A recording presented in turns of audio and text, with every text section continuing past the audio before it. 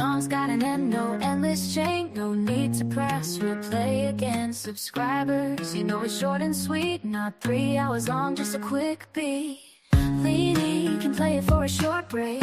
No long loops giving you a headache. Sit back, relax, or maybe don't.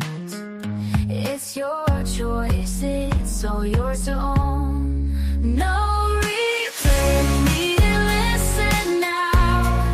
Just a quick zoom to lift your brow.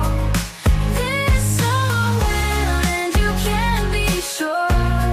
No endless pain, just vibes so pure. No place called home, just a brief stay. Catchy tunes will brighten your day. Short and simple, that's our style. Hope it brings you a brief smile. It won't take you long to feel the beat. No dragging time, it's light and sweet. Leany knows this one's a breeze. Short enough to put you at ease. No replay, need to listen now. Just a quick zoom to lift your brow. This song will end, you can be sure. No endless pain, just vibes so pure.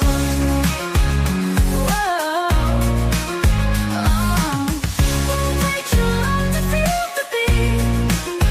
No dragging time, it's light and sweet. Leany knows this one's a breeze. Short enough to put you at ease. No replay, need to listen now. Just a quick zoom to lift your brow. This song will end, you can be sure. No endless pain, just vibes so pure.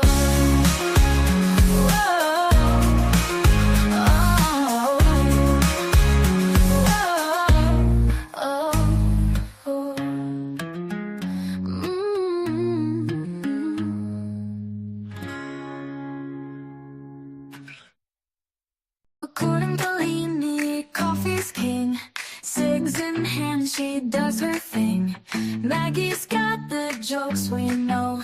Together we are ready for the show. Chat's on fire, the crowd goes wild. Maggie's quips just drive me wild.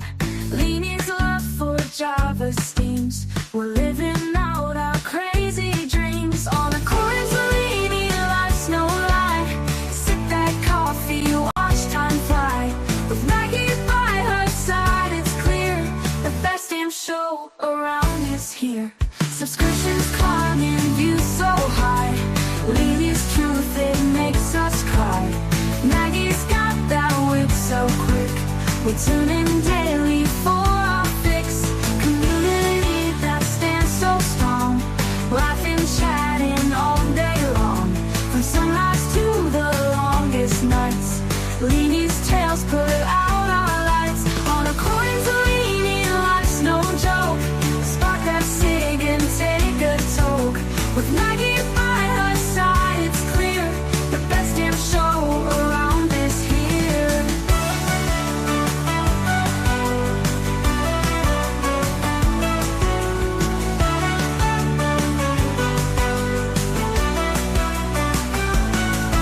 Subscriptions climbing, views so high. Leany's truth, it makes us cry. With Maggie by her side, it's clear the best damn show is always near. On according to Leany, life's no loud. Maggie's quips just drive me wild. Leany's love for Java steams. We're living out our crazy dreams. On according to Leany, life's no lie. Sip that coffee, watch time fly. With Maggie by her side, it's clear the best damn show around is here.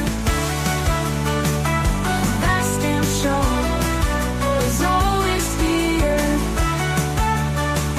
The best damn show is always near.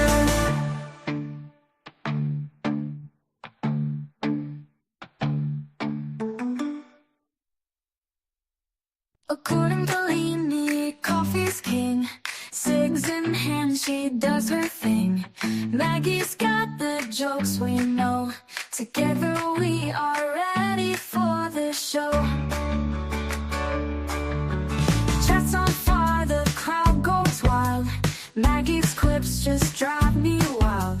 Leanie's love for Java steams. We're living out our crazy dreams. On a chorus, Leanie, life's no lie. Sip that coffee, watch time fly. With Maggie by her side, it's clear the best damn show around is here. Subscriptions climbing, views so high. Leanie's truth, it makes us cry. Maggie's got that wit so quick. We tune in daily for our fix. Community that stands so strong. Laughing, chatting all day long. From sunrise to the longest nights. Leanie's tales put out our lights. On a coins, Leanie, life's no joke. Spark that cig and take a toke. With Maggie by her side, it's clear the best damn show around is here.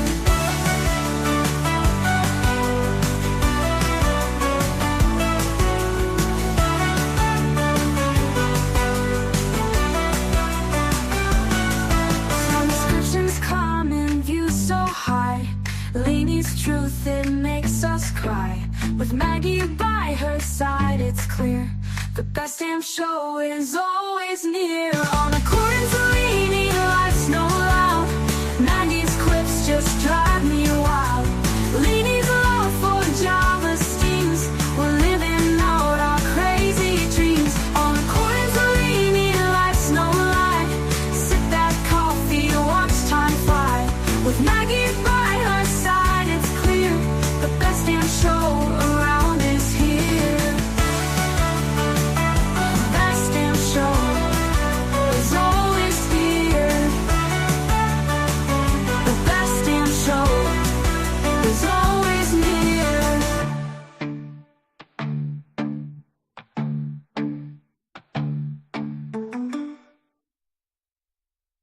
According to Leanie, coffee's king. Cigs in hand, she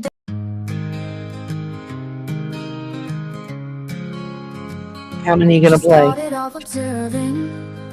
She kept to herself her wording. She saw the need for a friend indeed to all. Are you done? You done playing? You done? Maggie was song happy. I was just letting her go at it. Hi everybody, thank you for being here. All 4 people, I appreciate you. Usually we won't start until 8 people, but you know, I'm over that. I'm over it. Hope everybody's doing good. Maggie, get on stage. I can't hear a word you're saying. Can anybody hear a word I'm saying? Can y'all hear a word? A word? Well, while we wait on Maggie, thank you guys so much for being here. Thank you, Lunch Lady, for dropping those. I appreciate it so much.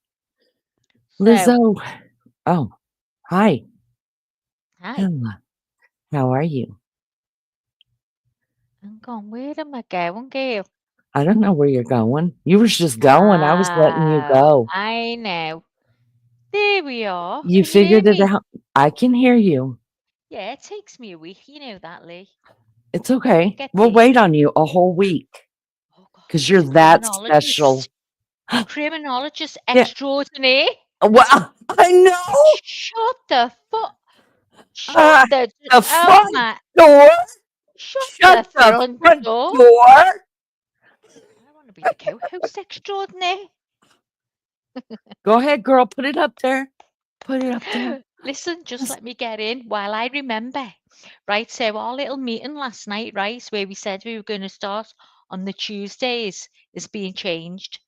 It's going to be a Monday, same time, which is 2 p.m. for the Americans, and it will be 7 p.m. for the UK people, and it will be 9 a.m. for the Turkish people. What a co-host I am. You want to know something funny?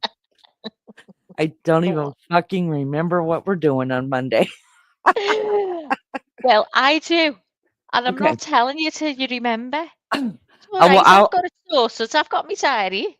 I could pull out my notes. I'll figure it all out. Pull up my notes. Hi, Hello, everybody. everyone. Uh, Same time. same time. Lizzo's So, here. Lunchy's here. Lolly's here. All the L's are here. Leanie's here. oh, yeah. And MJ, Lady Dave. Maggie's here. I've given myself an L. Lady Oh, Maggie. Lady Mag. Okay, gotcha. And Lady Mary Jane Dow. Yeah, we'll all be ladies tonight. We'll all be ladies. I'll What's try to happening, be. Gail, anyway? Have we got Uh, news? We do. Oh my God, and I haven't even asked you because I thought, no, I'm not asking it. I want to find out like everyone else. And you know what? That's so not me. I've changed, Lainey. You changed. I know. I You have know what? changed.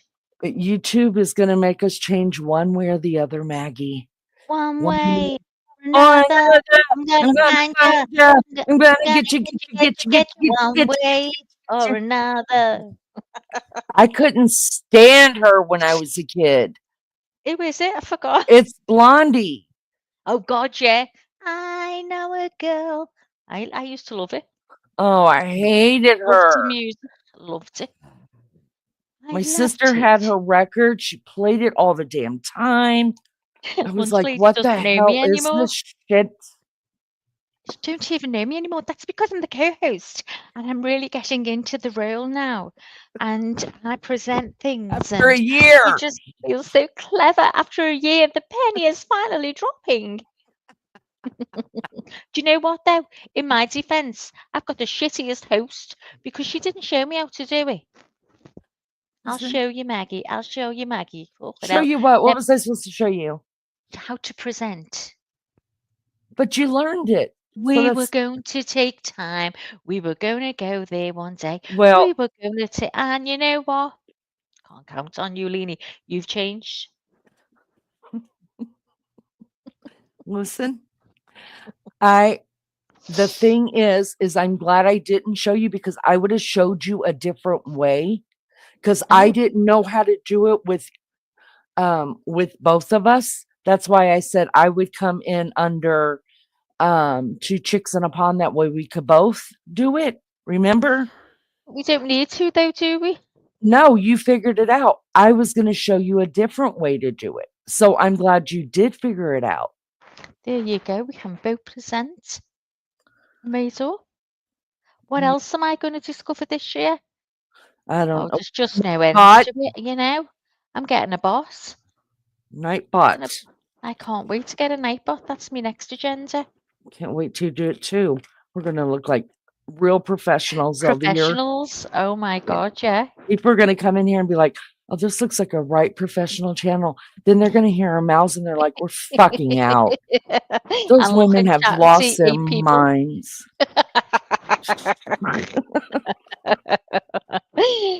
They'll have fun waking us out though, won't they?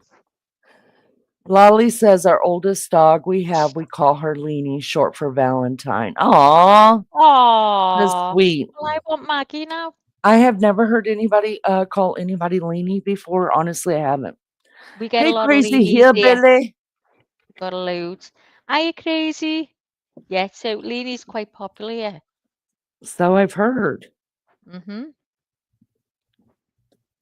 Except So they're not what's even. that They're lunch just. lady garlic? She said my sister beat me with a coat hanger if I didn't sit and watch her act like she was Blondie. Was it hair all bleach blonde? Mary Jane Doe, I just pulled a tick off my leg. Oh my God, they Oh make my me God. cringe. I've never seen one in my life. But I want to do it. I want to get that. I want to get it out with tweezers. I believe that's what you'd have to do. I have to tell you guys something. This honest to God happened to me. I have a mole really down low on my back. I'm dreading it. Go on. But it's one of those that it's not raised. And when I was with my first husband, I don't even know. We hadn't been together that long, and he's like, "Oh my god, you got a tick on your back." I was like, "A tick?" I had never Wow. seen one ever before. Y'all, he took tweezers and was picking it, and probably 20. It was hurting. Oh It was my God. hurting. And I was like, "Oh my god, I didn't just get it out." Finally, he said, "Oh, it's bleeding. I think it's a mole." Oh, Yeah. He was just pulling and pulling at skin back it's there. dangerous to do that on a mole as well, isn't it? He didn't care. I think he Oh was trying my, to kill me. oh my God. Hello, Sean. Hola, Hi, hola, Sean. hola. Or I aloha, just, aloha, aloha. I end up with about 50 ticks on me by the time. Well, how come you get ticks? Is it because you live in the country? Yeah, I heard they're really bad this year. Only You don't because you don't he said, sorry, Lee. no, go ahead. Now, when I take Jessie to the vet, and they give wormers and flea stuff, and it's got ticks and all that in it, and she says, because I said, I'm a bit unsure about all this that's in that, and she said, well, does she go in grass? I said, yeah, we do let her go in the grass, and she went, well, she needs to be treated for ticks as well. Mhm. So I knew then that it must be because you're in the country that you Yeah, get them. I treat my dogs for ticks and for fleas. And Yeah. thank God I've never seen not one tick on my S- dogs. No, never. I want to see one now. But Oh, they're have you got to so get it gross. out? Have you got to get it out with tweezers? Is that right? Well, MJ says that she just pulls her out with her fingernails. But I Oh, thought you had to make sure that you get the head as well. does it I was look like always a maggot? no, it looks like a oh, I don't it just looks like a Hang bug on, with Lee. a I'll pull it up. you can pull it up, girl. And it just grows, Oh, and the longer you leave it, the longer more it grows because it sucks blood. oh Oh my my god, God. it's so gross. I thought Ocean it looked water like. kills ticks and fleas. Maybe that's why I never well, in California, you really don't have any, I don't think. Not where I grew up at, but we were always in the ocean too. They Okay. look like fat spiders with less legs. They're so Yeah, this disgusting. is what it's like. I'm just looking now. Ticks comes from deer and stuff, coons, squirrel, stuff like that. Yeah. Ugh, it's so disgusting. So there's a Oh, little. hate them. Oh God, look at that one there. Can you see my cursor? That Mm-hmm. one Yep. burrowing into the skin. That's what they do. They bury their heads in your So what skin. happens if you don't get it? Will it I've go always deeper and heard if deeper? no, I've always heard that if you don't get the head too, it can grow its body again. But what does it do? Does it burrow right into your body Yeah, if you because it don't get it sucks your out? blood. Well, by the time you see it, usually it's already in your body. Oh The my God, head. look at the No, the size. whole body doesn't go in. It's just the head that goes in. So We look at have the the ones that's size like of the on that female. dog. Mhm. They just Oh suck God, yeah, blood. They're that's the so ones that gross. I thought. Yeah, those are the kinds that we get around here. It's so disgusting. Oh my Mhm. God, look at its legs there. Oh, Then when you smash them, all this blood comes out because they've been sucking blood. oh my God. And how long, like, oh, can they be in you for like a day, a couple of days, and you don't know? How do Yeah. you know you've got a tick? What's the like symptoms? I don't know. I don't know. I guess they just get bigger and you feel them itch or something. I'm not sure. Oh God. Um, Sean says when they get gray, they've filled with blood. Crazy Hillbilly says it looks like a little crab. Mary Jane says they've been on my dog and filled up big, looks like a nut. Oh Lolly God. says no, we don't have them in California. Maybe that's why I've never seen them. Um, yeah, there you go. That's what, and I've heard that if you don't make sure you get the head out, that the head will regrow a body. Um, Oh God. Lunch lady makes a tincture and makes sure I don't get because they do pass Lyme disease. That's right. So if you think you might have caused an infection, ooh, so you can Oh catch yeah, all that. Yeah, they can cause diseases. Wow. I never knew that. I just thought they went on animals. Mm-mm. Is he burning it there? Has he got something to burn A it? lot of people do burn the ends of them too. Yeah, Oh my God, it looks like and an it upside makes down it's. ladybird. And then also, I've heard that like if you put on, I'm not sure how true this is, but like, how do you say, you guys, if you put on some kind of oil on it or something, it'll back itself out of your skin and you could grab it. Is that true too? I don't know. Sean says their bites can be infected and because and be very fatal. Yeah, dogs can Wow. get really sick. Animals can get really sick really Handy. fast with it. Yeah. Ugh. But it does cause Lyme disease in humans. So ticks produce a mucus that they use of the feeding site to help them stay on. And this can be really irritating for your pet. If they then scratch themselves in response to this, and to get the tick off, they can make themselves bleed, get an infection in the broken skin, and possibly scratch the tick off, but leave part of it inside of them. Oh, So gross. and they can release a toxin that can result in paralysis. Thankfully, these are so far rare in this country. Do you know what country it's on about? Oh God, so it just shows you They're there. not rare here. Hi, No. Ozzy. Hi, Yeah, guys. I think one of my kids had one on them one time. And I made their dad get it out because there was no way I was gonna try to squeeze a damn tick. Mm-mm, gross. Oh, And then I was always scared that I'd leave the head in. So I was always, yeah. you got it, you got. You must have But to get it out there. Careful. I don't know. But I know that. So when every time my ex-husband went hunting and fishing, which was all the time, he would come home immediately, strip down his clothes out in the garage, and put them into the wash, and then he'd go straight to the shower and take a take a bath in bleach water because of the Oof, chiggers. You can't see chiggers, so and they what's itch and burn. chiggers? They're tiny, tiny, tiny little mite bugs, and you don't Oh, ever really see them, but they itch and they burn really, really bad. God. Oh Oh, God, you had to pull one off your baby's the forehead. baby's forehead. Oh no. Ooh. I'd have called the ambulance.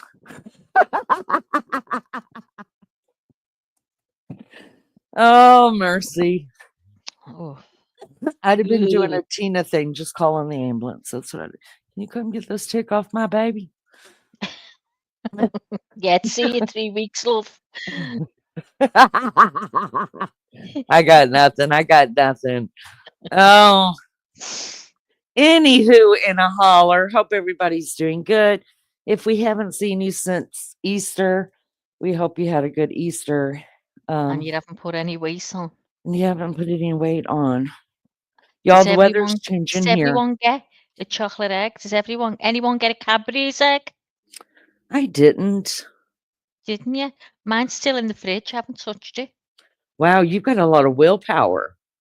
I'm not a lover of chocolate. I like it when I Uh, fancy a bit, but it chocolate can be in the house forever before I touch it.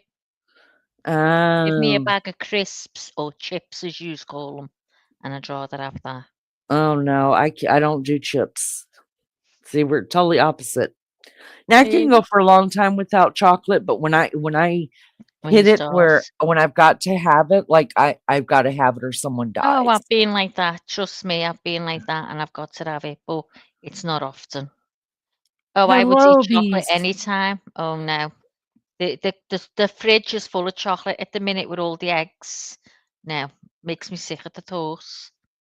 And I'm That's the fat, you know what I way. mean? It's not fair. That's the way my oldest child, who's a diabetic, is. She's never liked chocolate, even before she was a Really. diabetic.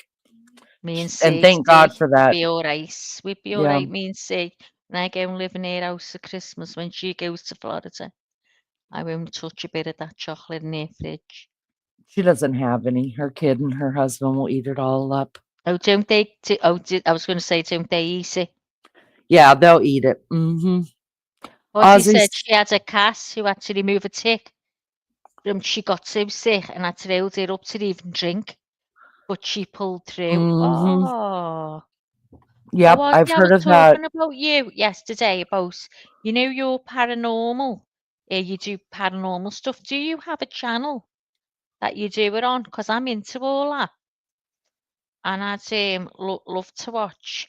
And also, I was going to ask as well if you would be willing to come up here sometime and talk about it, please.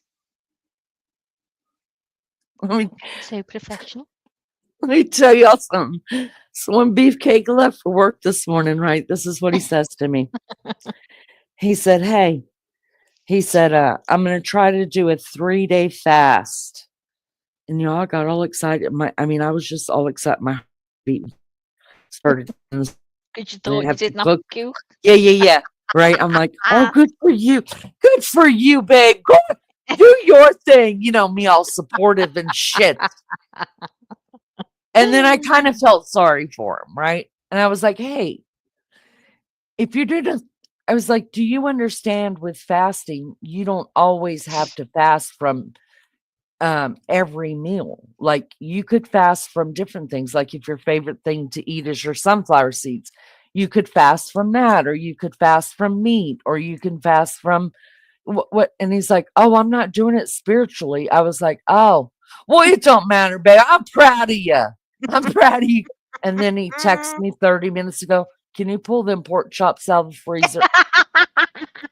He changed his mind. You must be starving. He's gone off it. He did. In What there. the?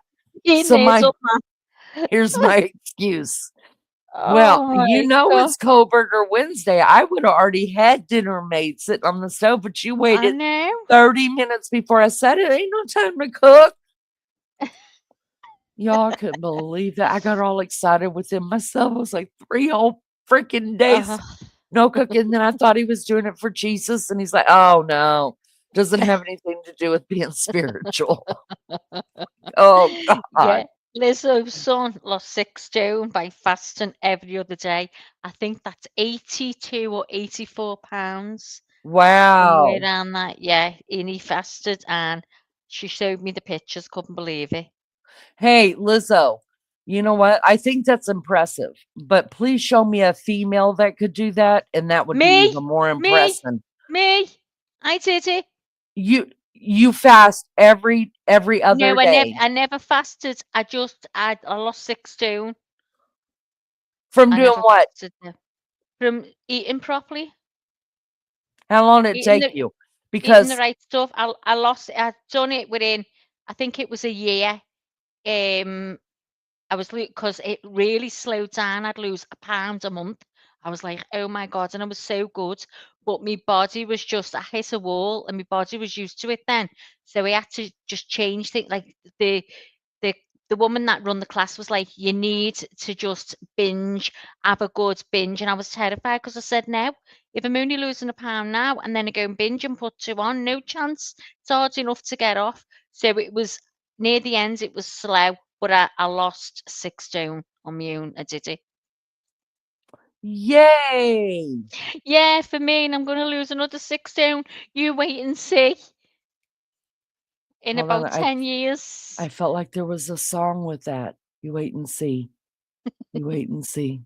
I felt a little bubble in my I heart. don't fast, There so, was a song. I don't eat. Right, I have my dinner. Right, I have my dinner each night, 5:30, whatever, between 5 and 6, yeah.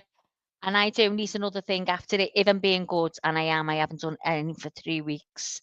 I never eat Ooh. anything after it at all, and it doesn't get me anywhere. My body's used to it. I only have 1 meal a day, but because that's me, it just doesn't work for me. I'd have to fast for a week in between.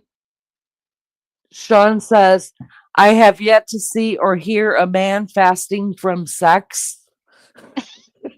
Well, Well, say no, got nothing. no. Keep going. Um, Brilliant. Inspirational says, I've lost 56 pounds in 2 months. Good on you. What'd you Wow. do? Yeah, what are you doing? Lunch 56 pounds Lady's in 2 months. fasted for 11 days. Good on you, Lunch Lady. Oh my God, was you in hospital? Was you for 11 days? Was you on life support? That's the only way I'd have to fast. The only way I'd fast for 11 days is to be on life support. I'm telling you. Actually, after the third day, you're not really hungry anymore. No, well, it's true because as I said, when I lost all my weight, food didn't interest me. I had to make Mm-hmm. myself eat. I could Right. look at anything and just did not do a thing for me. And it was when we went into lockdown, and everyone round here, I don't know about where you live or you, Lizzo, tell me, was making cheesecake. Everyone was selling No. cheesecakes. So we get knocks at the door. Cheesecake delivered every night. And you Why just was think to that happening? I can't imagine my neighbor bringing over cheesecake. honestly, Leanie, it was mental.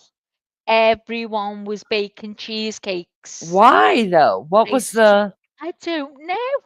Cheesecakes just went wild.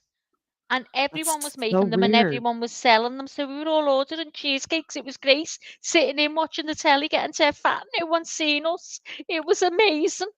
Loved it. Sean says dieting and exercise makes a man look like Jason Momoa.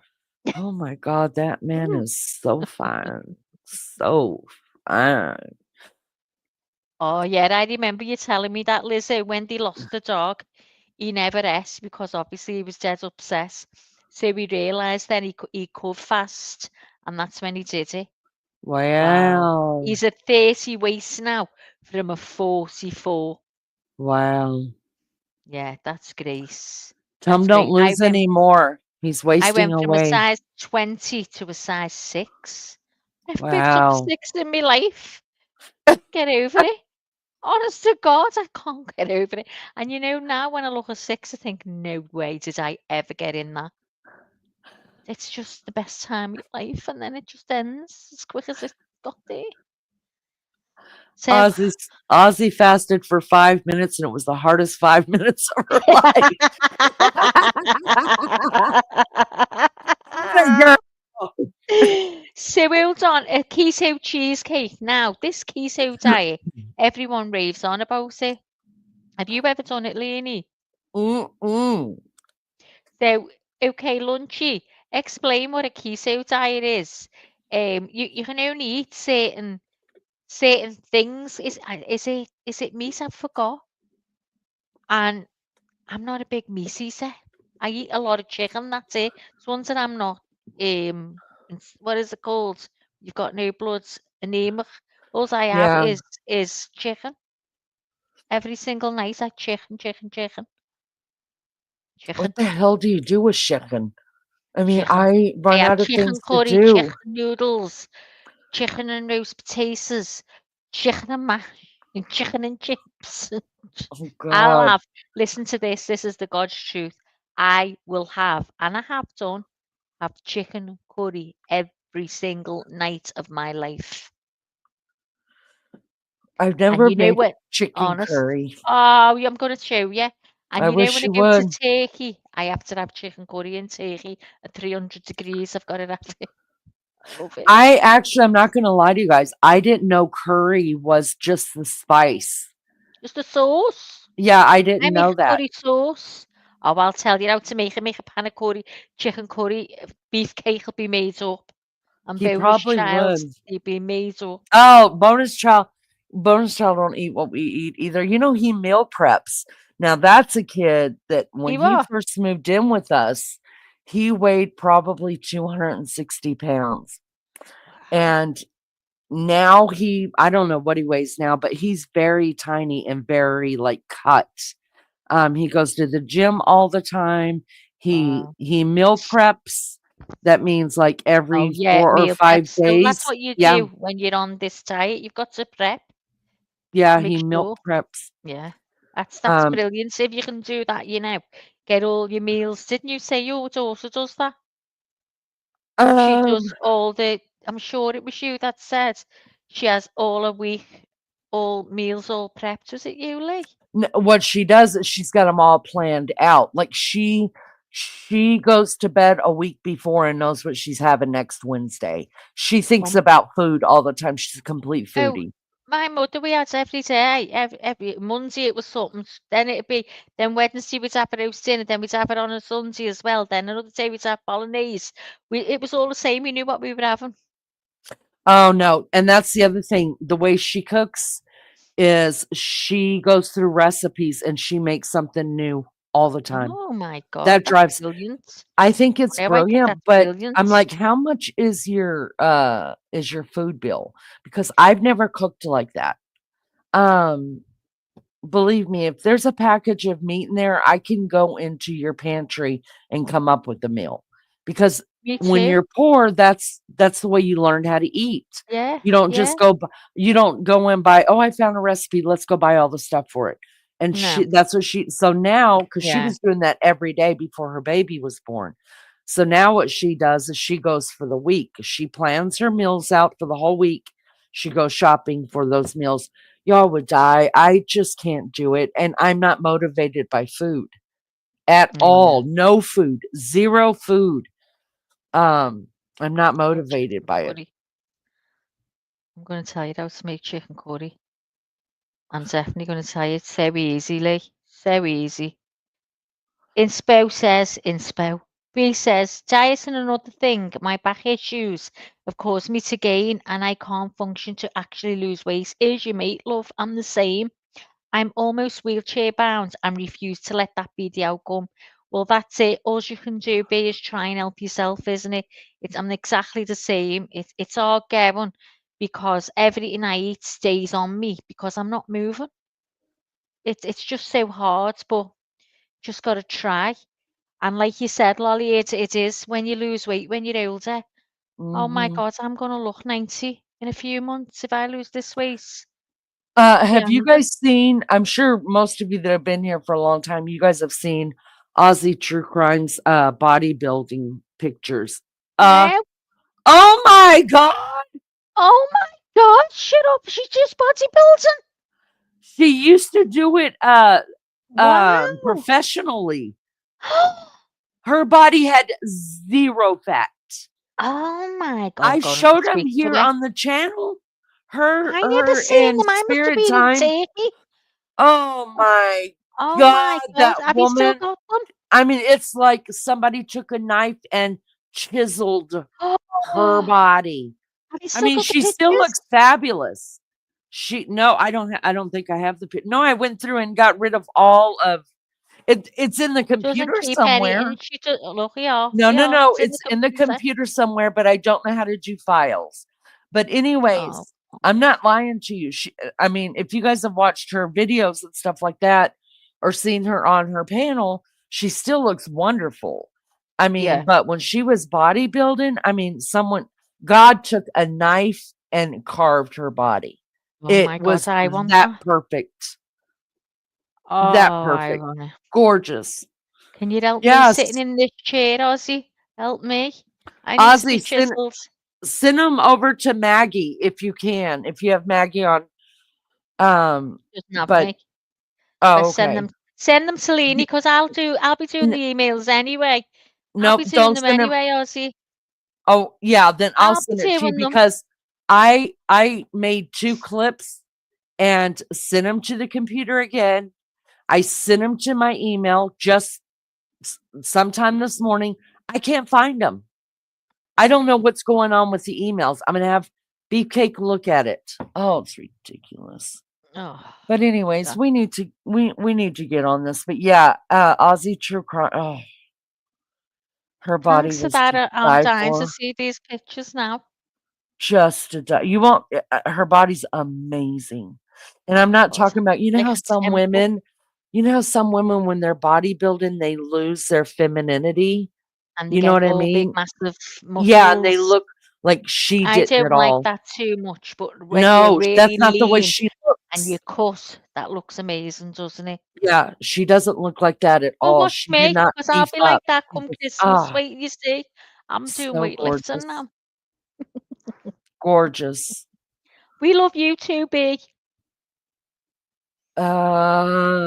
Your daughter does that as well, Lolly. And Lolly said she doesn't know what she's cooking that day till about 5 o'clock in the girl. I'm right there with you.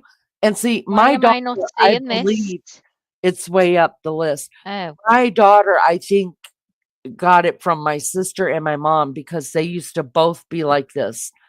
Um, First thing in the morning, already know what they're having for dinner. And if they're at my house, they're like, "What do you plan on cooking for dinner tonight?" I'm like, "Bitch, we hadn't even, you just threw breakfast down your throat. Ain't nobody thinking about dinner. I got to I'm figure the out what's same. for lunch." But That's me. I mean, I just can't do that. And then Beefcake is starting to do it now. Mr. Let's all eat healthy, throw away these pans because every time you're cooking in them, you're giving me some Teflon. So he bought all new Did pants. you get them all? Yeah, I cooked him one, not one time. Oh, that's so funny. No, So but you know what? My friends got me like that. I'm looking at the pans going, oh God, you shouldn't be cooking in them. You should only be using wooden utensils. You shouldn't use that plastic. I'm like, oh my God, I'm I gonna have a know. nervous breakdown with it. So I'm doing it slowly but surely. She got me buying everything organic.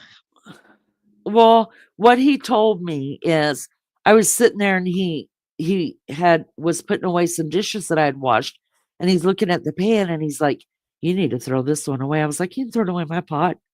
And he said, it's got some pieces of Teflon missing out of it." He's like having a look at it, right? To really see it. And knowing he bought all the new pots that are down there that I haven't touched yet because I'm scared that they'll get dirty. They're just too pretty to do that with. And I was like, "Look," I said, "Have you heard the big thing about essential oils right now? Everybody was like drowning us in essential oils. Use this. Oh, you got a headache? Use this. Oh, you got a bunion? Use I this. know. Oh, your ass hurts? Use this. Oh, you got menopause? Take some of this." I was like, and now they're telling you how bad it is for you now. Yeah. I was like, so what happens is everybody gets on a kick. Um, I've eaten lead paint off the wall. I'm still kicking. Yeah, I said that the other week. We remember the smell of paint. It used to be really bad, didn't it? Yeah, I The loved it. gloss paint. Yeah, we all loved it. Yeah, and I would Crazy. sit there and flick the paint, chip the paint off the wall, and put it on my tongue because it would melt. So I We got my ass loved whipped for that.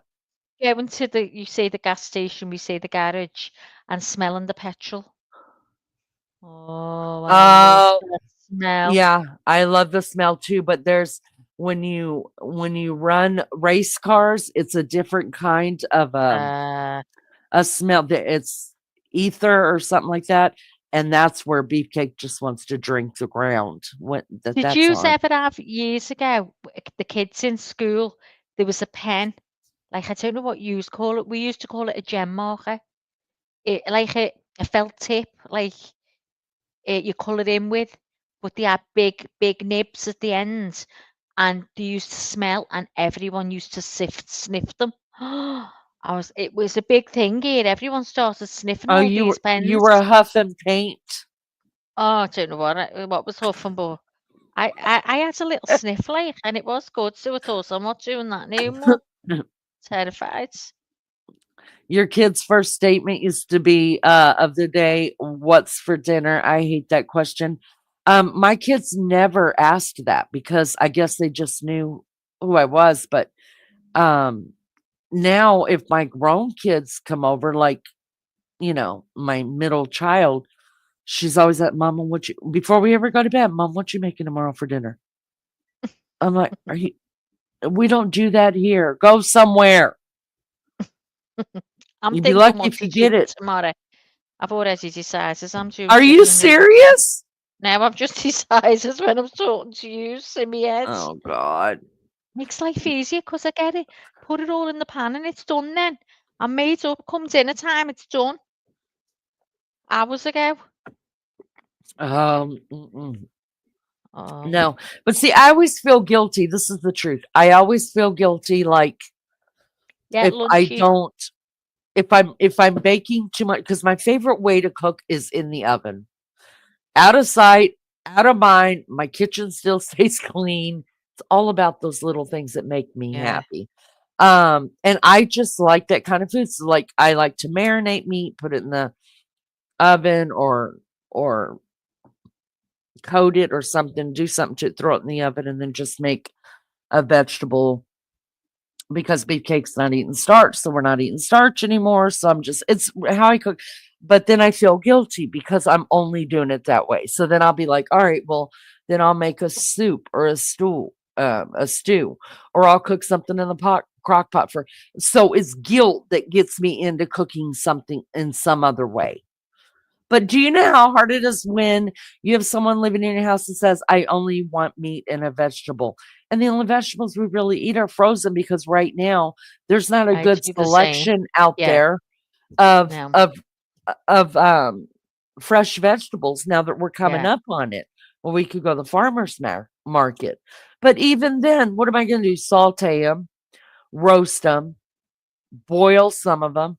What the hell do you want me to do with them? Make I don't chicken know. noodle soup and throw Noodles all your have veg in. Nope, noodles have, We'll leave carbs. the noodles out. Why no? But there's only so many ways you can eat that. Oh, it's ridiculous. Oh, God help you. You'll end up losing weight if you're eating it all.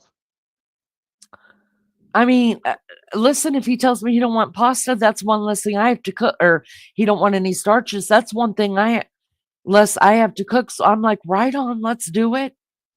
So I'm That's willing what, to do anything. Like even if he told me don't cook any more vegetables anymore, only a meat and a starch. Okay.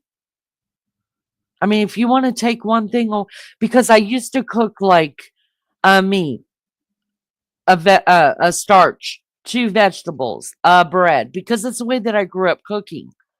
yeah, But then when I moved with him, he's like, Oklahoma people don't eat like that, but they have to have meat and they have to have like potatoes. I mean, yeah, he'll eat rice, but his mom always made potatoes.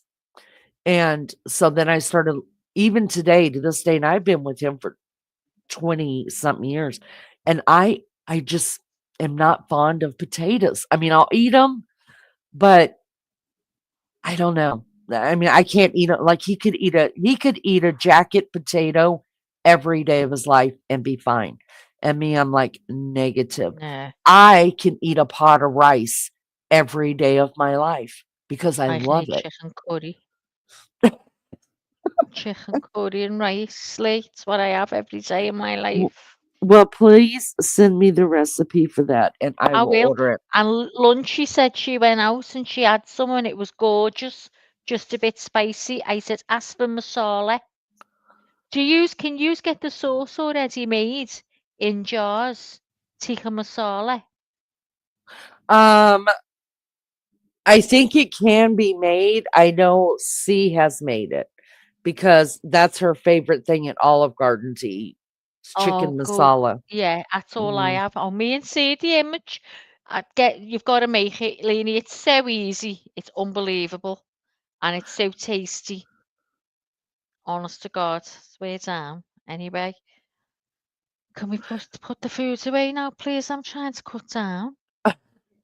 Lunch lady says, according to Leanie, get a spaghetti squash, cut it in half and roast it. Top it with your meat spaghetti sauce. It's yum. I tried that with beefcake one or two times because I have to tell you, I do make the best spaghetti sauce of anybody other than Italians that I know. And I tried it with that and I tried it with frozen cauliflower. And he was like, it's okay. I loved it because I can taste dirt in it.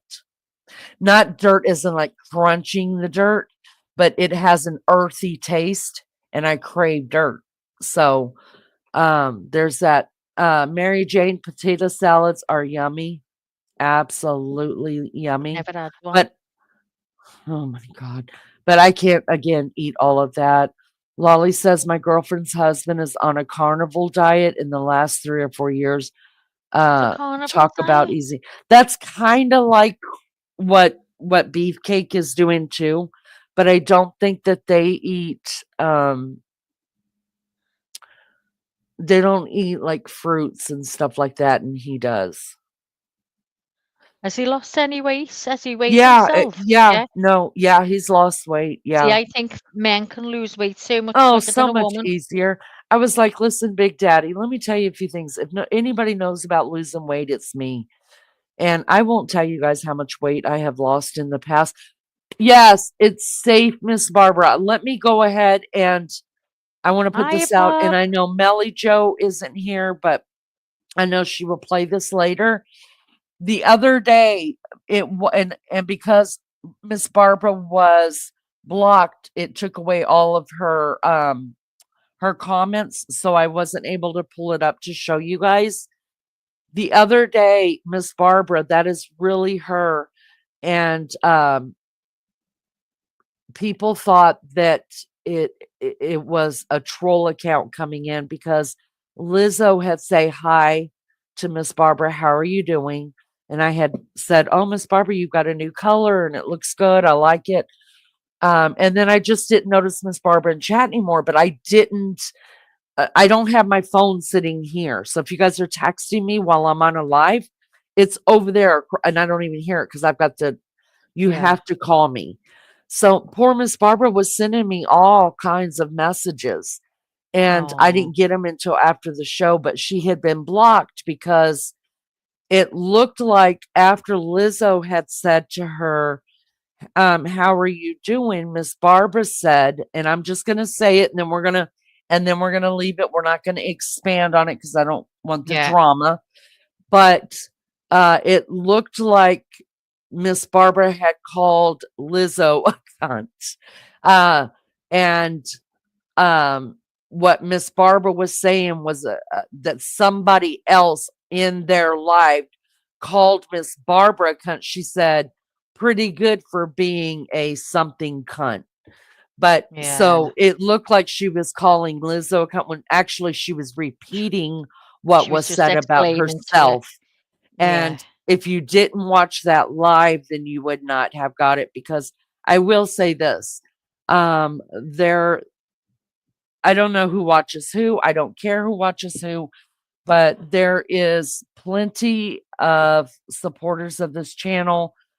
Miss Barbara, Lizzo, MJD being three of them that are just being drugged through the mud places, and I don't like it at all. So sometimes they'll say certain things, um, like what Miss Barbara says, pretty good for being a something cunt.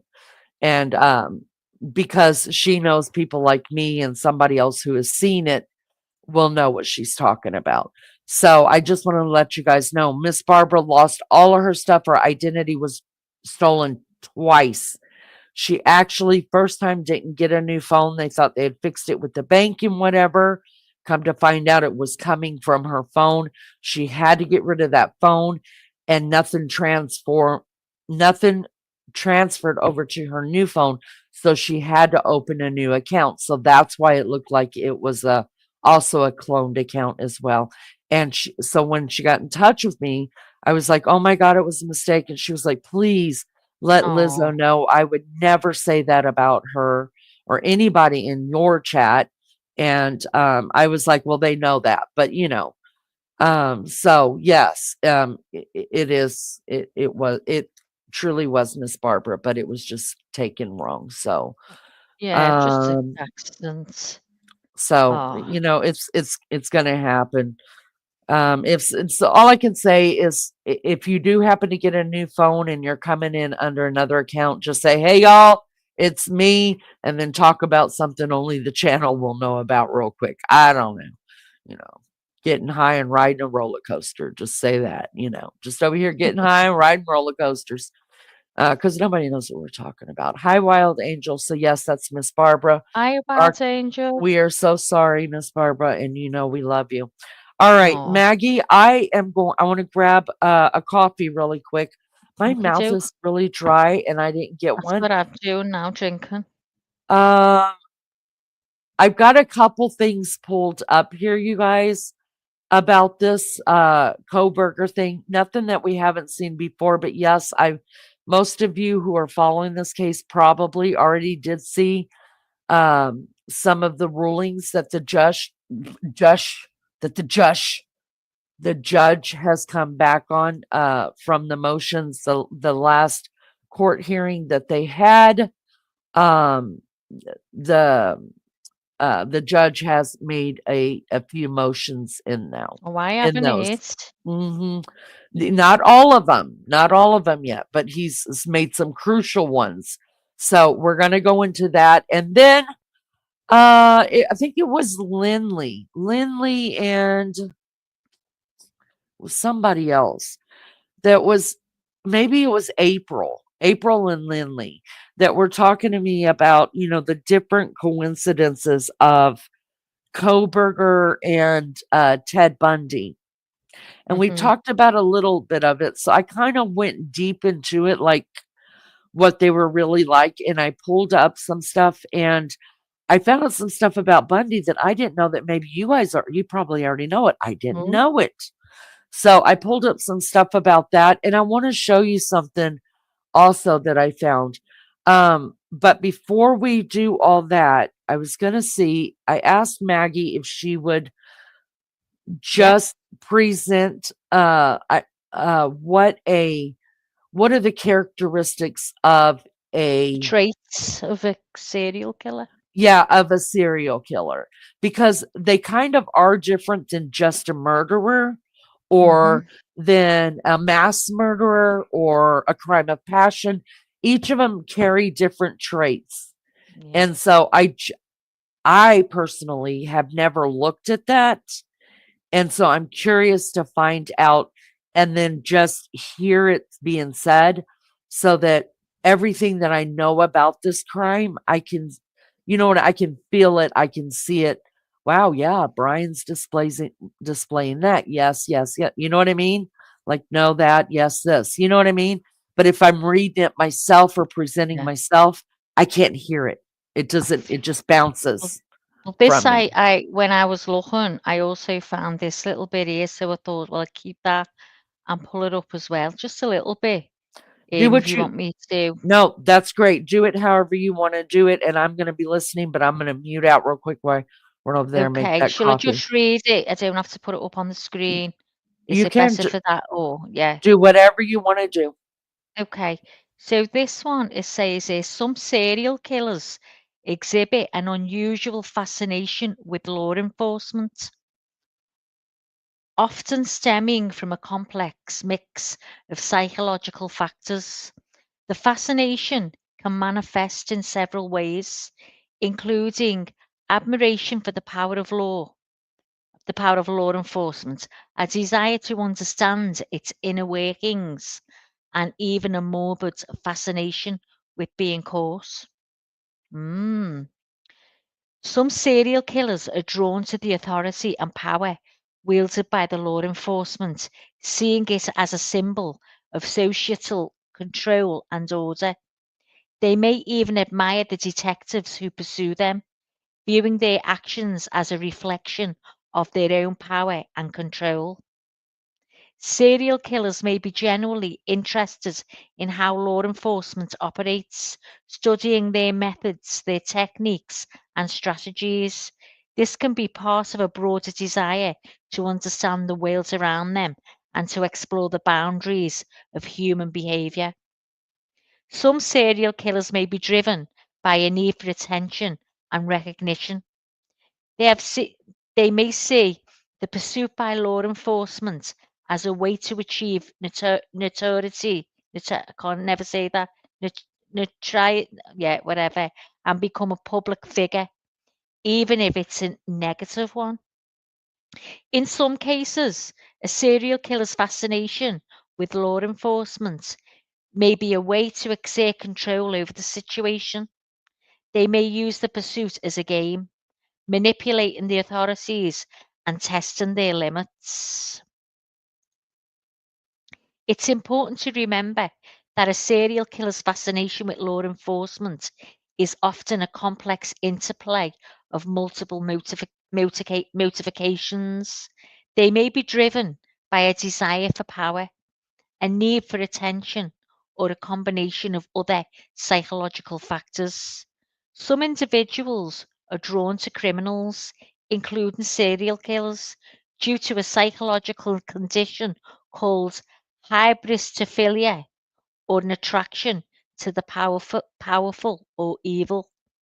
This fascination can extend to admiration for law enforcement, as they are seen as a powerful and influential force.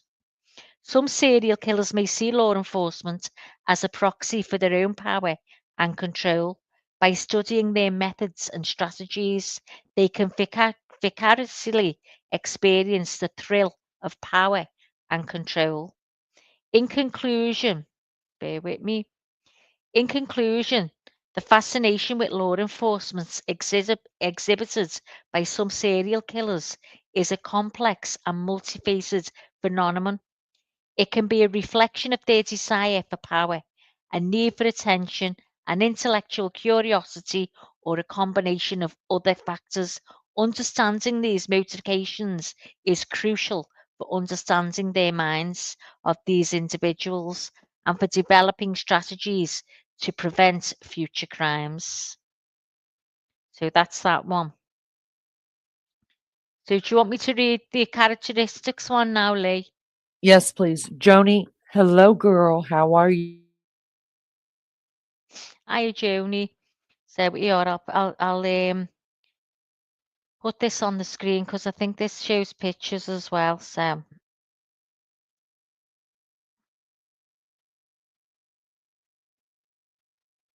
okay. So there's all the serial killers there. So 12 common traits of a serial killer. The human mind is a complex labyrinth of thoughts, emotions, and motivations. Within the intricate web of psychology, some individuals derive from societal norms in the most chilling and disturbing ways by becoming serial killers. Unraveling the common traits that often characterize these individuals can shed light on the darker aspects of human behavior and help us understand the factors that contribute to their actions. In this blog, we'll delve into 12 common traits exhibited by serial killers, offering a glimpse into the minds of those who commit these heinous acts. Superficial charm. One common trait among serial killers is their ability to charm and manipulate others. This facade of charm often conceals their true intentions and allows them to gain their victims' trust. Lack of empathy. Serial killers frequently display a notable absence of empathy or remorse for their actions. This detachment from the suffering of their victims is a hallmark of their psychological makeup. Childhood trauma.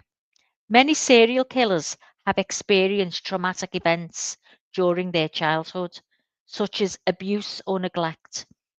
These early experiences can contribute to their distorted psychological development.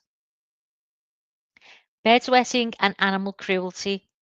A concerning pattern often observed in serial killers' backgrounds is a history of bedwetting beyond the usual age and cruelty towards animals. These behaviors may point to underlying psychological disturbances. Fantasies and obsessions. Serial killers often indulge in vivid and recurring violent fantasies. These fantasies can evolve into obsessions that can drive them to act out their darkest desires. Pathological lying. The tendency to lie compulsively is another trait shared by serial killers. They create elaborate stories to manipulate and control others, weaving a web of deception around their actions. Narcissism. Many serial killers exhibit narcissistic traits, viewing themselves as superior and above societal norms. This inflated self image can fuel their need for power and control. Escalating violence. Serial killers frequently display a pattern of escalating violence as time goes on. Their needs for stimulation and satisfaction often leads them to commit increasingly heinous acts. Failed relationships. Difficulty in maintaining healthy relationships is a recurring theme in the lives of serial killers. Their erratic behavior and lack of emotional connection make it challenging for them to establish lasting bonds. Triangulation. Serial killers sometimes engage in triangulation, pitting individuals against each other to create a chaos and diversion. This strategy can confuse investigators and delay their capture. Mm. Paradoxically, some serial killers are drawn to law enforcement related activities. This could be an attempt to understand the pursuers or relive their crimes for excitement. Need for control. At the core of many serial killers' motives is an overwhelming need for control. Their ability to dictate the fate of their victims provides them with a sense of dominance and satisfaction. Conclusion. Exploring the common traits shared by serial killers is a chilling reminder of the darkness that can exist within the human psyche. While these traits can offer insights into their behaviors, it's essential to remember that not everyone with these characteristics become a criminal. By understanding the underlying psychological factors, society can work towards preventing such tragic outcomes and promoting healthier individuals and communities. Wow, I have so much to say on that. So Mhm. much to say. Um,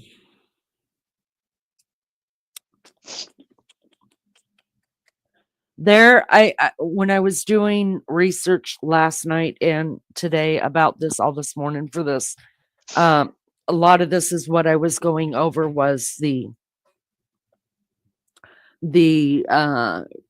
criminology aspect uh, of a serial killer, also, and psychological, and also um what Maggie just read, the different traits that Right. usually accompany those things.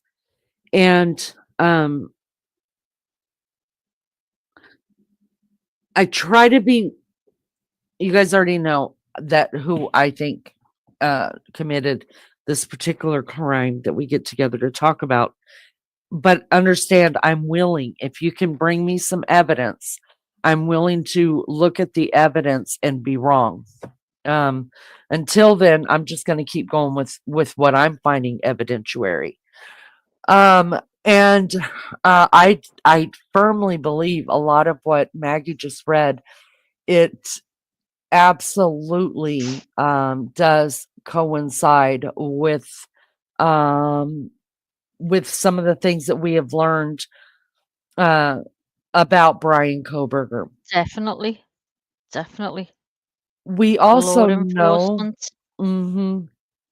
We also know that just from what has come out in some of the court hearings that are being done, that the state actually plans to call Bryan Kohberger. They said witnesses from the family. So I don't know for sure. We have not seen the lists yet of who all that they're going to call, but we know that's more than one. I personally think that the dad's going to be called, and I think that if it's true, I couldn't find any truth. I couldn't find any validation for sure that his sister um, actually tipped off the police.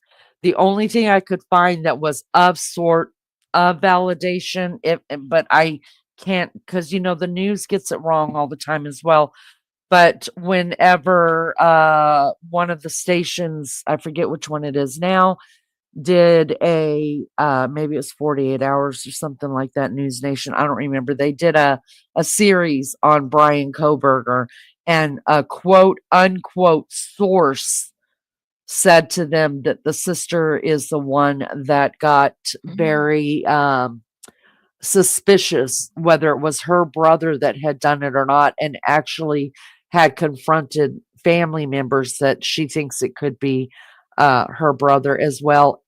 And also that her and a couple of family members, when Bryan either wasn't around or was asleep, was going through his car to try to find some evidence. Now, until I see it in a court document or until I see it come from their mouths, then I can't verify that. But I think that that would be the only reason really to call the sister if she's going to go on stand for that. So we're going to have to wait to find that part of it out. I looked, and that's all that I was able to find out about. I see a lot of people saying, yes, the sister's the one that, tipped off the police, or I believe the police were tipped off way before he got, well, we know they were way before that. And that happens a lot. They'll get a tip in, but they're already working on that tip, but they're not going to tell you that or me that. So, we don't know, but I think we will find out in court. The other thing that I wanted to do was, so I thought, okay, I went back over his what all he's got degrees in, what he was going to school for, what he'd been to school for, and we already know that he was going for his criminology PhD, right? We know that. So then when I figured that out, so that means that he's got his associates, he's got his bachelor's, now he's got his master's, and now he's going for his PhD. That's the next one, right? So what I did after that was this. Let me bring up this real quick. I wanted to know,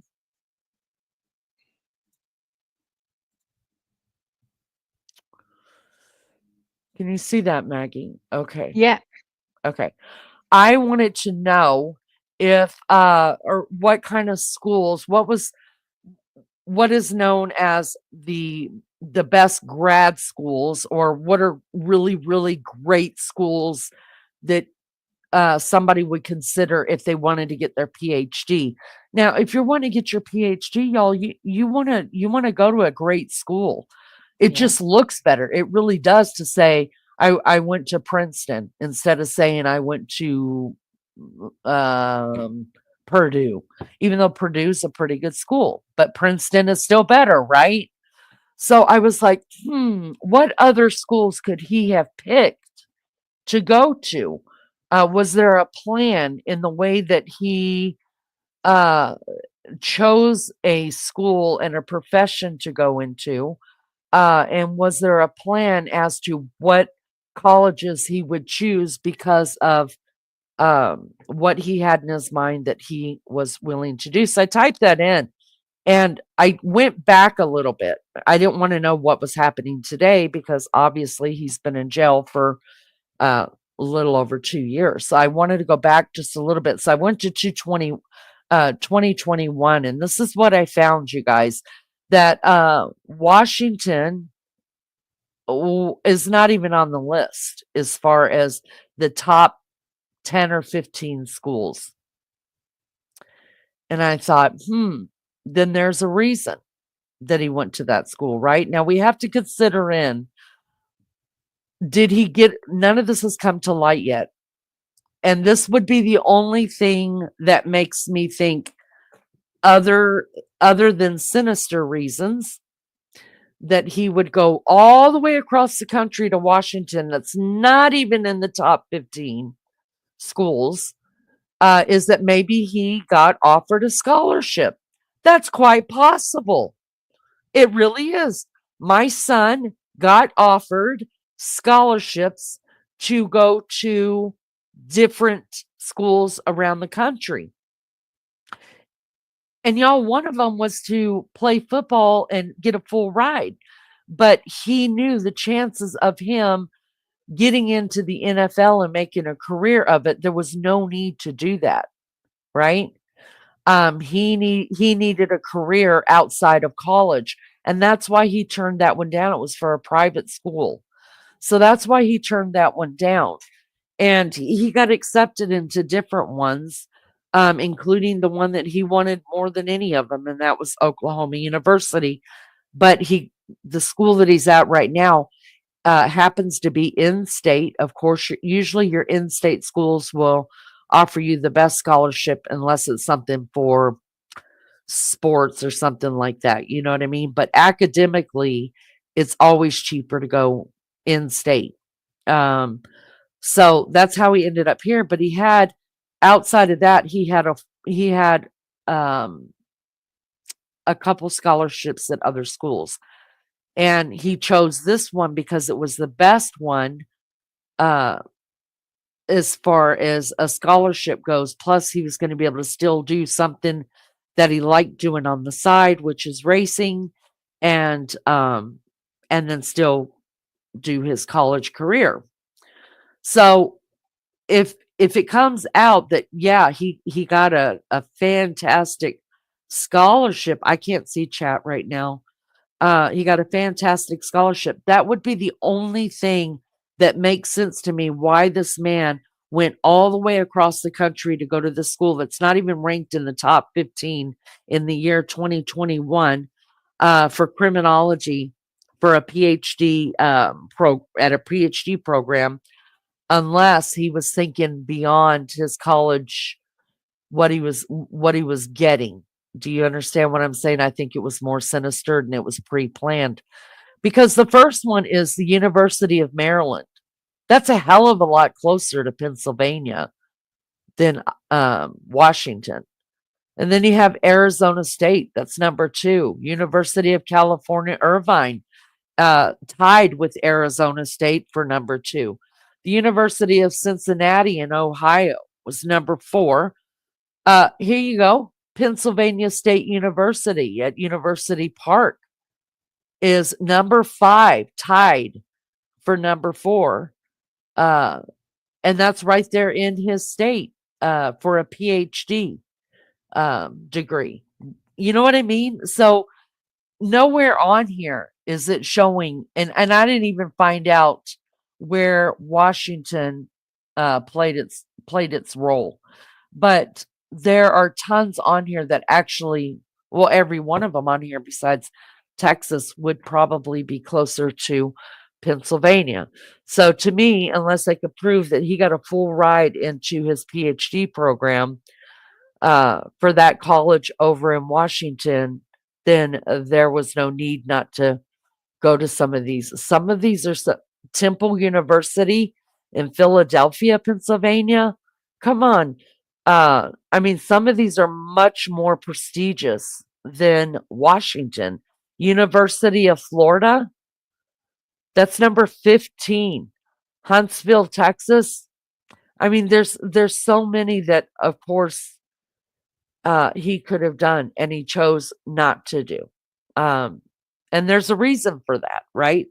There's a reason why we make every um, decision that we make, bad or good. So there's that. I thought about that. Hi, April. Thank you for coming in, little fish. Sending love, healing, and light to all who receive love. Oh, you're so sweet. So then after I did that, I was like, okay, I got that. Because we know last week we read some of his mother's, she was on some kind of group on the internet, and it's already all been blocked and taken off, whatever. Mommy didn't want him to leave and go that far away. So there was something else driving him to go that far away. You know what I mean? A driving force, if you will. I also think if the sister does get up to testify, that we're going to find out that quite possibly, I think the more truth will come out of the sister's mouth, that quite possibly he did some really, really quirky things as a child. Maybe he was manipulative. Maybe he, I don't know. I just think that his sister's going to be the one to say, as a kid, he just was, he was dishonest. Well, we know he was dishonest. He was doing heroin, you know. I mean, that's not a stand-up person. I just got to say, hey, Jay Breadass. So I think we're going to find out more about his personal life and things that make more sense to us when it comes to that. The other thing that I had to figure out that I had never read before, I don't know if any of you have, but I thought, interesting. Let me pull this up because listen, I'm not saying everybody who studies criminology or gets any kind of degree in criminology is actually a killer. That's not true. In fact, I really do honestly believe that most of the population go into this for their love of um what it does, what it stands for, the job, the excitement. When you go to school, usually you go to school for two things. You go for whatever's going to make you the most money and what you're excited about. Those are usually the two things that people go to school to do, hopefully. Because it's a lot of money to pay to go for nothing. So I brought up, what is the study of criminology? Am I big there? Let's put that on biggest screen that I can. And let's review that for those that are like me that kind of knows it but doesn't know it. Criminology is the scientific study of crime. I'm a little wheezy, y'all. I'm sorry. Is the scientific Leni, do you study want of me to read? yes, that'll be great because so I Okay. can breathe. Yeah. Give us a sec. Okay, so criminology is the scientific study of crime, encompassing its causes, consequences, and societal responses. It explores various aspects of criminal behavior, including why people commit crimes, how crime impacts individuals and communities, and methods for preventing crime. Criminologists analyze crime patterns, investigate the root causes of criminal behavior, and develop strategies for reducing crime and rehabilitating offenders. Here's a more detailed look. Key aspects of criminology: understanding crime. Criminology aims to understand the nature of crime, including the characteristics of offenders, the types of crimes committed, and the impact of crime on individuals and communities.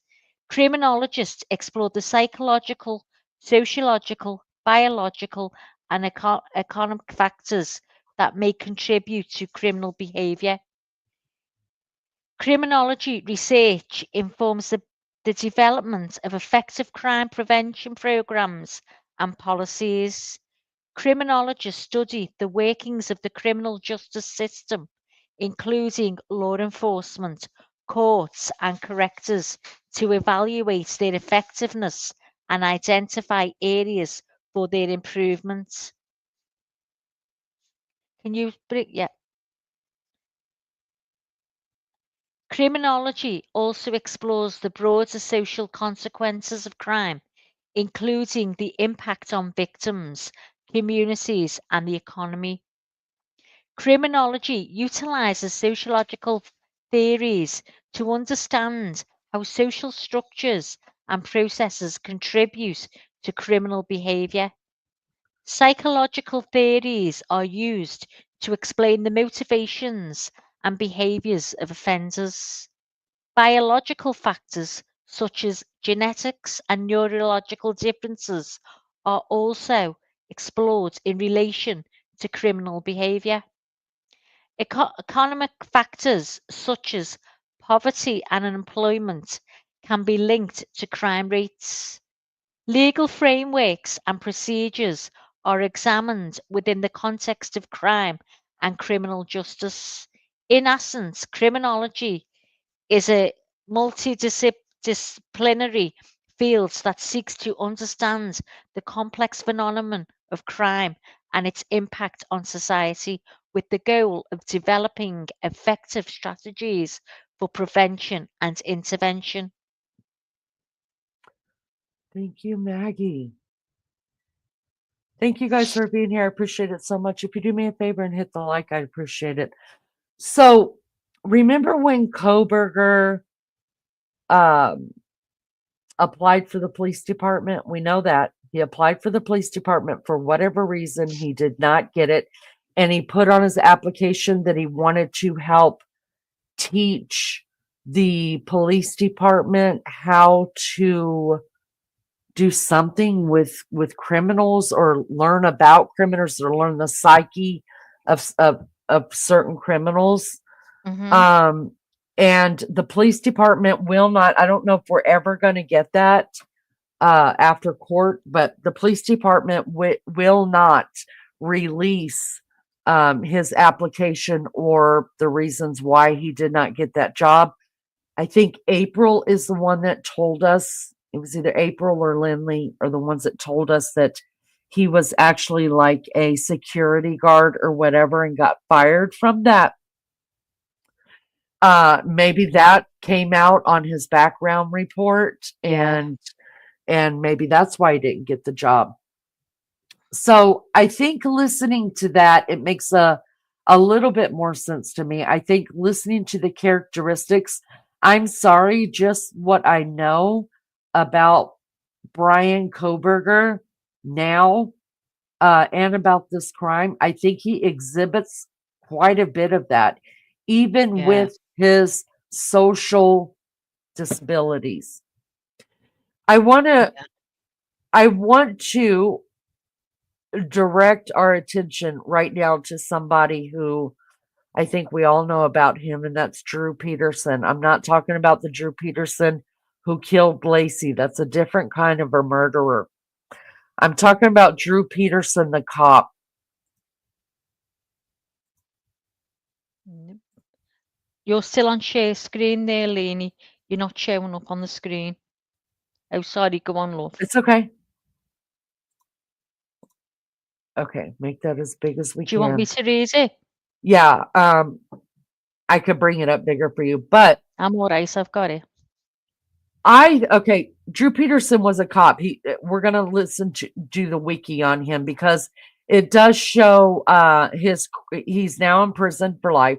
It does show how he was a cop, how he got into it, all this, and let's just read it before we talk about it. Maggie, I will bring it up bigger. Mods, thank you so much for being here. We're not in chat, we're back and forth. So if y'all could handle that for us, we appreciate it so much. Mags, that's I can about see it. you can. Okay. I can see That's it. Yeah. so let's So, find out about old Drew. Drew Walter Peterson, born January 5th, 1954, is an American convicted murderer and former Bolingbrook, Illinois police sergeant who was found guilty in 2012 of the murder of his third wife, Kathleen Savio.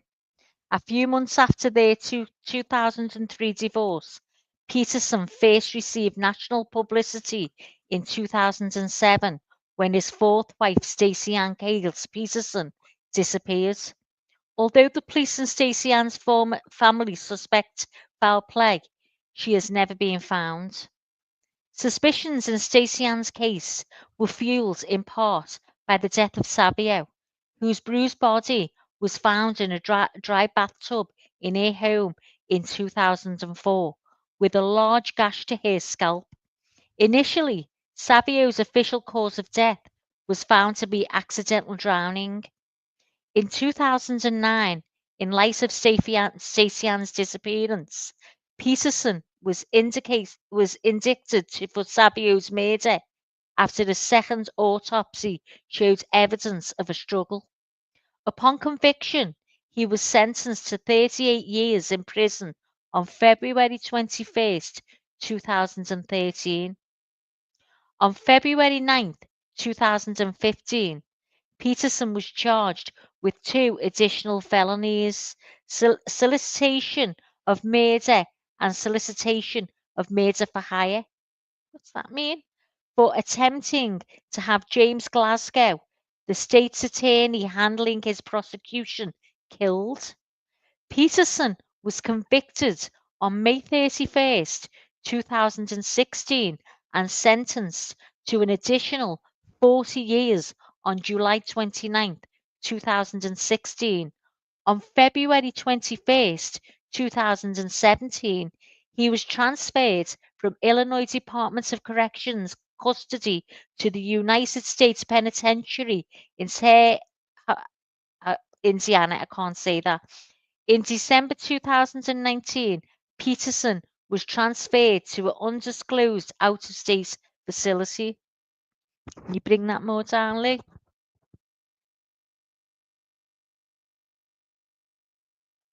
She's doing the dinner, guys. She's doing the dinner. She's going to run over now.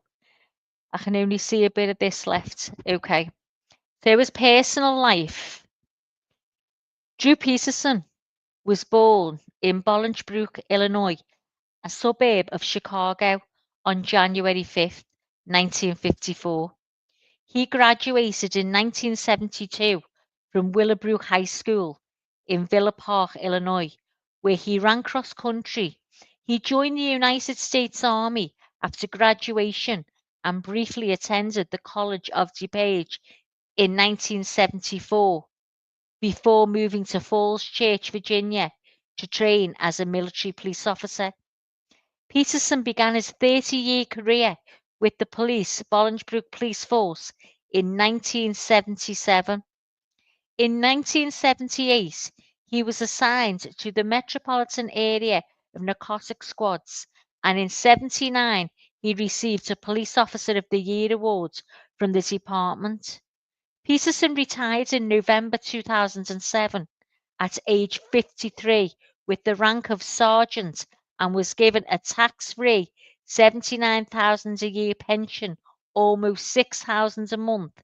His pension was terminated following his second conviction in May 2016. Peterson met Carol Brown in high school and they attended the senior prom together.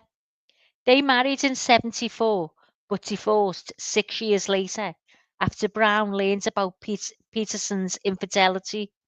Together they had sons Steve and Paul Peterson, born in 1980, and Eric Drew Peterson. Vicky Connolly.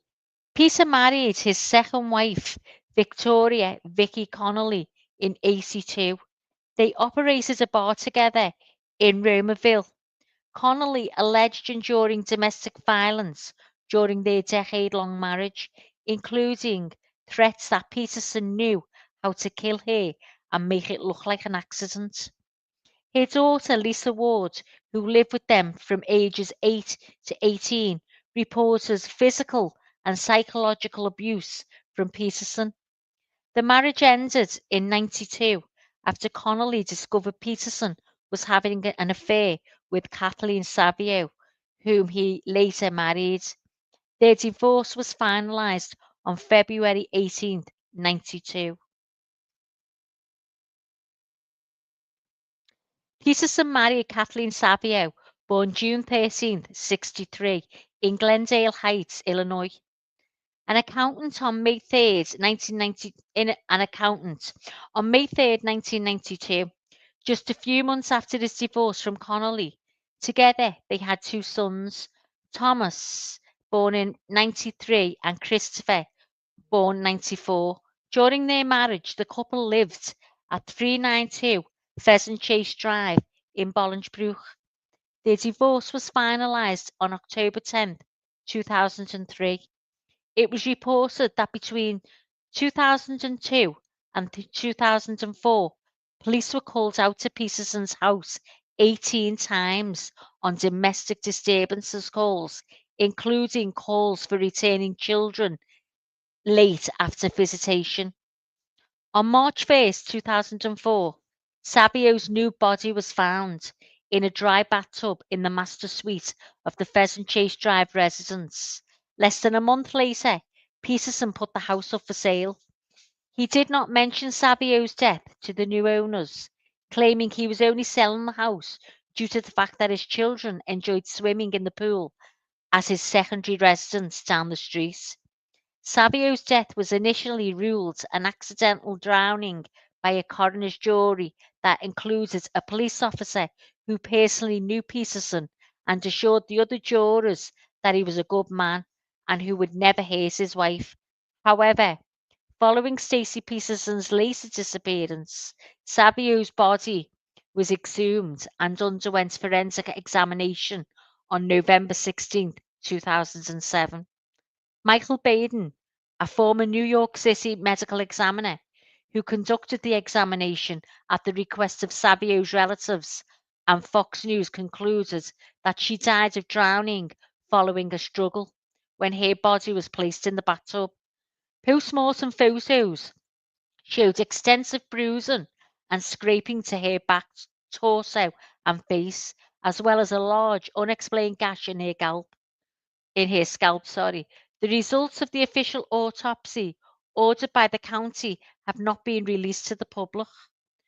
Will County State's Attorney James Glasgow told the press that after examining evidence in the case, he believed that the death was a homicide staged to look like an accident.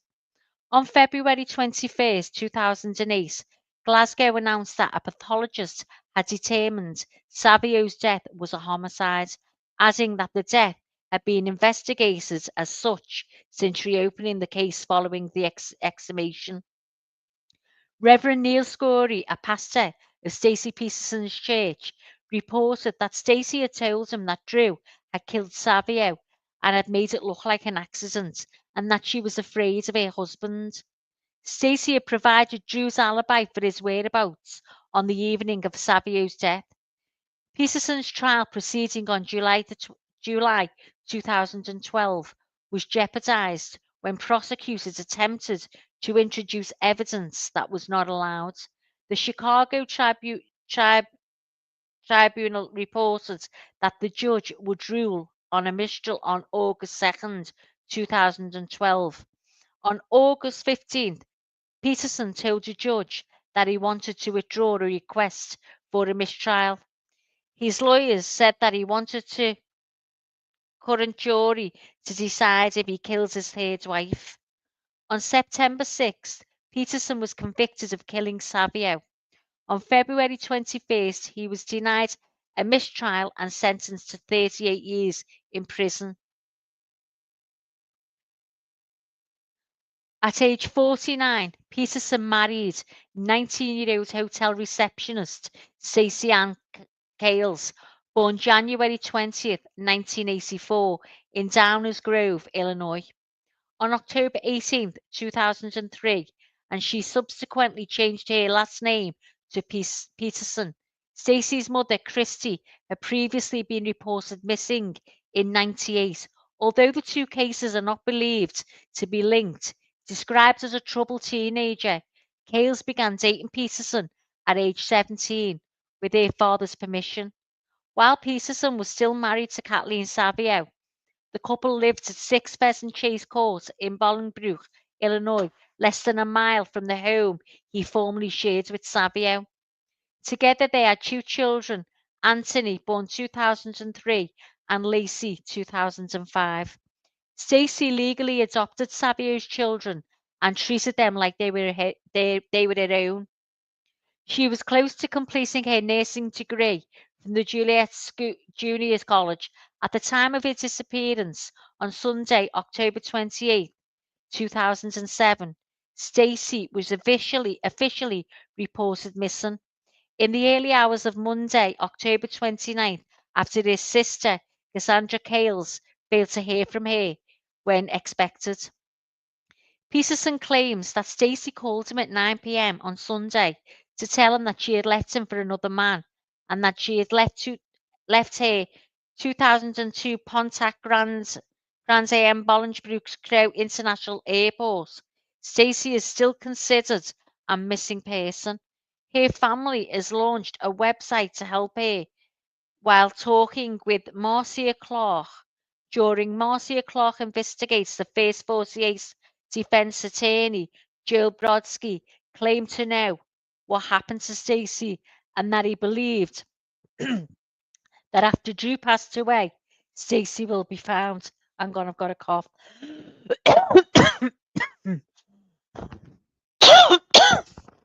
However, he refused to elaborate further.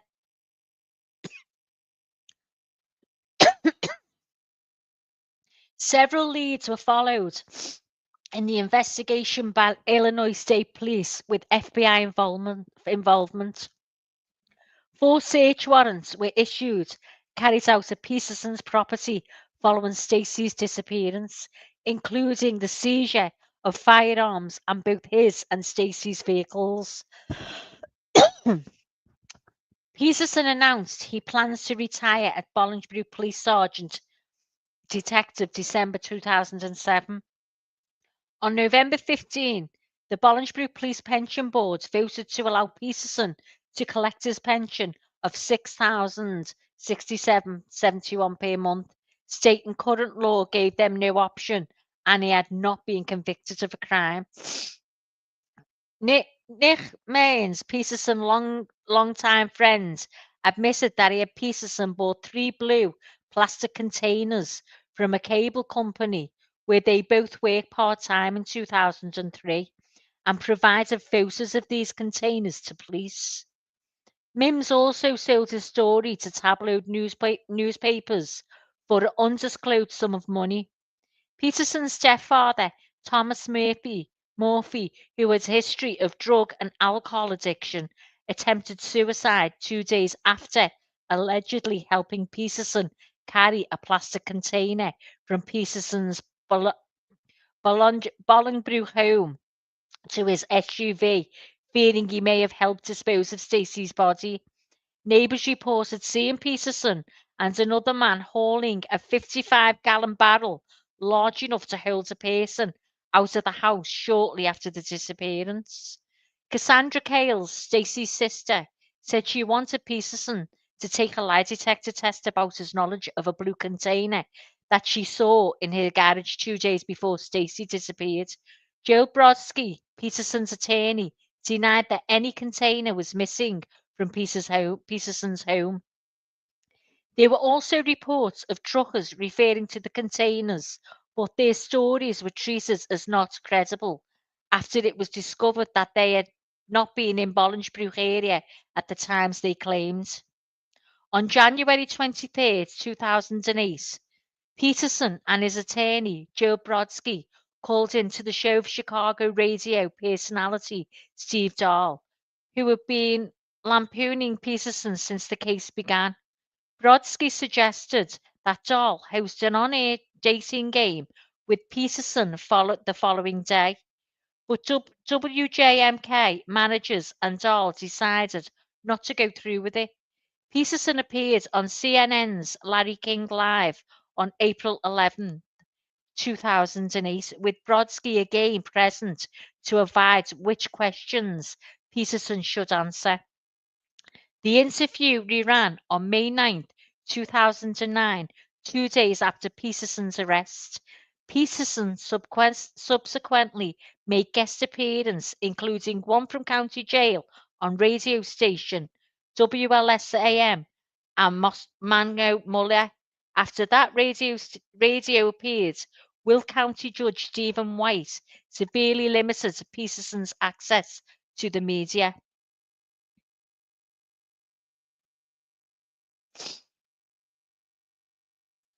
On May 7, 2009, Peter was indicted by a Will County grand jury and arrested for the murder of Savio. Bail was set at $20 million. In October 2009, Peterson sued JP Morgan Chase for revoking a home equity credit line that he wanted to use to pay legal expenses, claiming his income of nearly $109,000 per year was not sufficient. In July 2010, Judge White ruled that Peterson would remain in Will County Jail for the remainder of his trial and appeals process. Prosecutors argued he could pose a danger if released. On July 21st, 2010, it was revealed that hearsay statements indicating Peterson killed two of his wives was not reliable enough for jury to hear at his trial. After presiding over a lengthy hearing, Judge White issued a 4-page sealed ruling in May, obtained by the Daily Herald. While ruled that prosecutors proved Peterson killed both Savio and Stacy by a preponderance of evidence, but nearly all statements attributed to Stacy do not provide sufficient safeguards of reliability. The standard of proof in homicide cases is beyond a reasonable doubt. Preponderance of the evidence is the standard for fact-finding on questions of admissibility of evidence, even in a criminal case. Stacey's statements were crucial to the prosecution's case, as it lacked significant direct-to-her death, and by Peterson's still missing fourth wife, Stacey, prior to their disappearance, reversing White's earlier decision. Peterson's defense and contended that introduction of these alleged hearsay comments constituted a violation of his Sixth Amendment right to confront any witnesses testifying against him. The Illinois state legislature attempted to help the prosecution with the passage of a new Illinois law. Drew's law, which allows prosecutors to enter hearsay statements into evidence under certain conditions, passes while investigators were looking for Stacy. The legislation permits courts to consider statements from unavailable witnesses, provided that the prosecutors are able to prove that the witnesses were killed to prevent his or her testimony and that the hearsay statements are reliable. Analysis by the trial court under the new law led to 8 out of 14 hearsay statements being ruled inadmissible because they were insufficiently reliable. On appeal, however, the Court of Appeals reversed the trial date, ruling that the common law doctrine of forfeiture by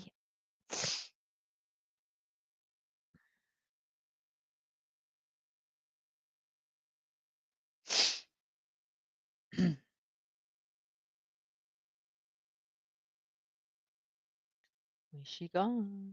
There she is. Let's see, where am I?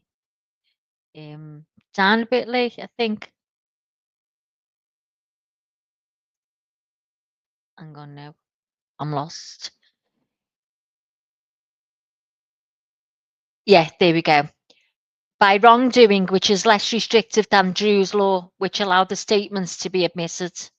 On August 22nd, 12, Jeff Patcher, a witness of Peterson's murder trial, said Peterson offered him $25,000 to hire someone to kill Savio and told him it would be a secret he would take to his grave. Verdict.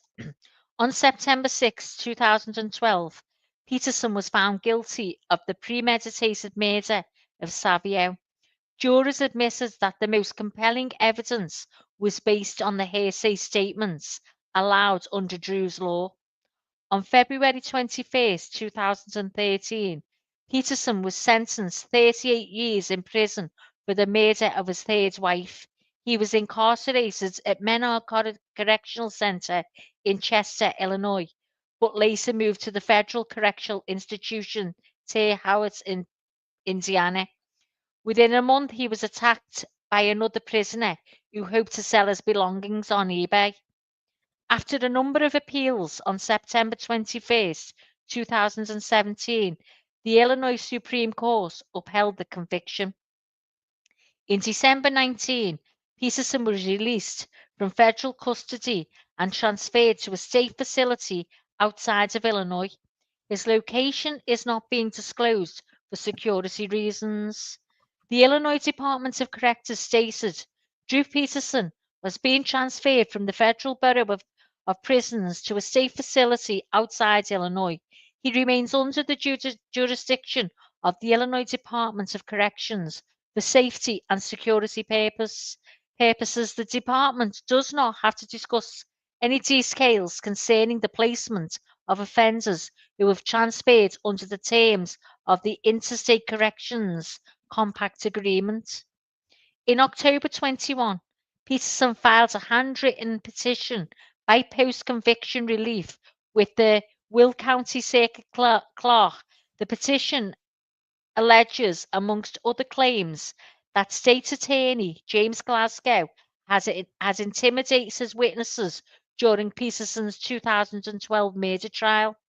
The petition had revealed Peterson's current location of incarceration, the Indiana State Prison in Michigan City, Indiana, where he is known as inmate 279193. On February 9th, 2015, Peterson was charged with attempting to put a hit on James Glasgow, the Chicago area lead prosecutor, in his murder trial, after the fellow inmate tapped off prosecutors to the plan and wore a wire to capture evidence against Peterson. In May 2016, he was found guilty of solicitation of murder and solicitation of murder for hire. He was subsequently sentenced to an additional 40 years in prison. In May 22, it was revealed that Drew Peterson's former defense attorney, Jill Brodsky, is considering the release of confidential information protected by attorney-client privilege. Stacey Peterson's sister, Cassandra, was annoyed by the possibility that Brodsky could face legal penalties for revealing such information, as she felt that it may be needed information to solve Stacey's cold case. Cassandra argued that she would stand by Brodsky and support his actions if he came forward. Brodsky had temporarily lost his legal license in 2019 for reasons unrelated by the Drew Peterson's case, and is under and continued gag order not to disclose anything that Drew Peterson shared with him in confidentiality. It is unclear if Brodsky actually knows any information about the whereabouts of Stacey Peterson, although he has claims that he does, stating, "I know everything about both of his wives. Everything. I feel bad about Drew still not taking responsibility and Stacey still being missing. I'm thinking about maybe revealing what happened to Stacey and where she is." Mm.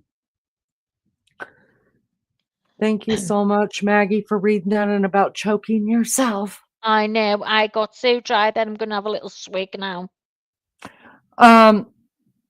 Some of you may be thinking, what the hell are we doing talking about Drew Peterson when we're supposed to be doing Kohberger Wednesdays? Well, it kind of, to me, when I was doing the research about the stuff, I was also trying to research some other crimes that people have questions about, the crime against the 4 college students. Like, how could the perpetrator, not have any blood or DNA evidence on him? Or how could this happen? So that's what I'm trying to get into. I'm trying to find other cases that answer some of those questions, because the answer is we're not going to know until court. And even then, some of these answers are never going to be answered unless they find the clothing that he wore and the murder weapon and all that. So this is how I went about it yesterday and today, looking for all of this. If you ask me, Drew Peterson is a serial killer. There was a question brought up once in PCT's live.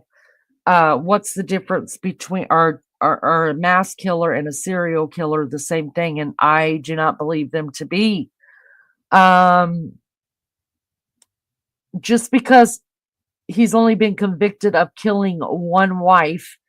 I believe that he did kill the other wife, and I also believe that it's not the only killings he's ever done. I believe that he is a serial killer for whatever reasons. Ted Bundy was not a serial killer because he wanted to have sexual relationships with women who were alive. He had other illnesses, like, he had sex with dead bodies. There were other severe mental disturbances going on in his head.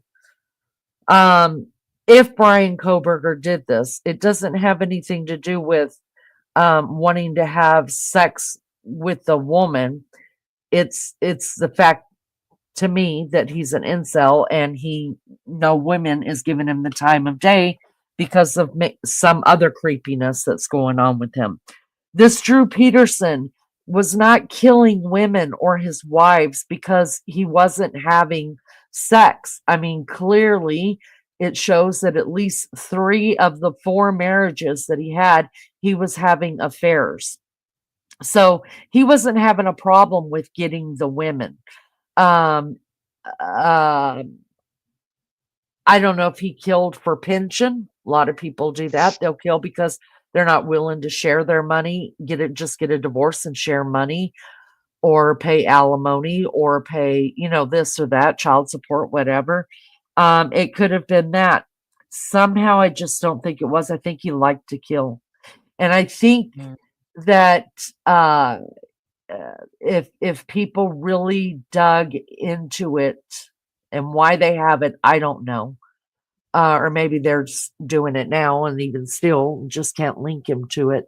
That he has killed other people before. I really do just believe that. Some people just like the thrill. And so that's what I was thinking about with Kohberger too. I think there's a complete MO when it comes to serial killers, meaning they have the same. It's kind of like for the same reasons. There could be mental illnesses involved. There's something that has to do with the thrill of the kill, and it also always starts, that we know of, almost always starts out very young, killing animals, not very charismatic and not very likable as people, and have hard times keeping relationships and things like that. Now, they all do carry different characteristics, because if you listen to what Maggie was reading about the characteristics of a serial killer, when they talked about the characteristics of being charismatic and being likable, and I mean, that sounds just like Ted Bundy. And it sounds nothing like Bryan Kohberger. It sounds nothing like Gacy, John Wayne Gacy. Okay, people just didn't like him.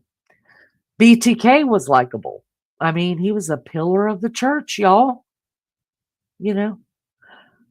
So there's a difference in all of them, but they all have one thing in common. They all have one thing. You have never heard a killer, a serial killer, say, I hated killing people. No, they loved it for one reason or the other. So I went back and I was looking at different cases and stuff, and I brought up Drew Peterson because I knew most people would know exactly what he did. And there was another reason why I brought Drew Peterson up, and it was the end of what Maggie read about his lawyer.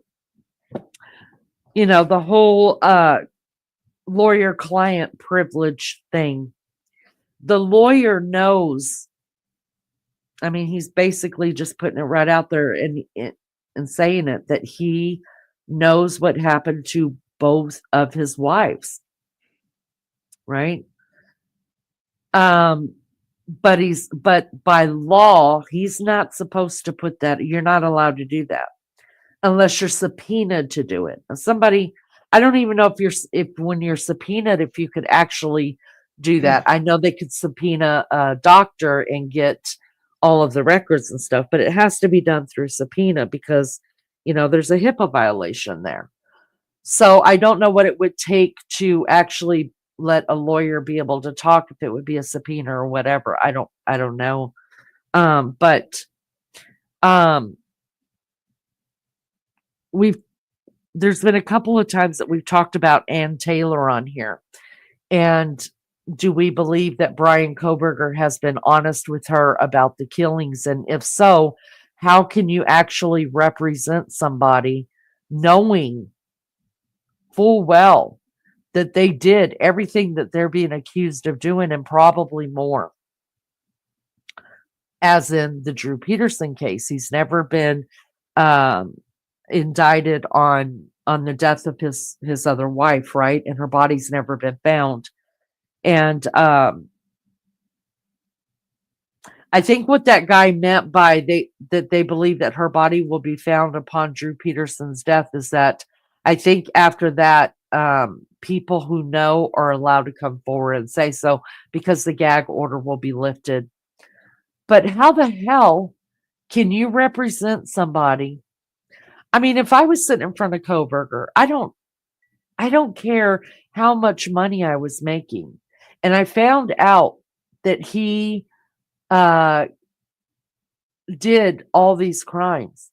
I couldn't do it. I would just be like, he's a liar, y'all. He did it.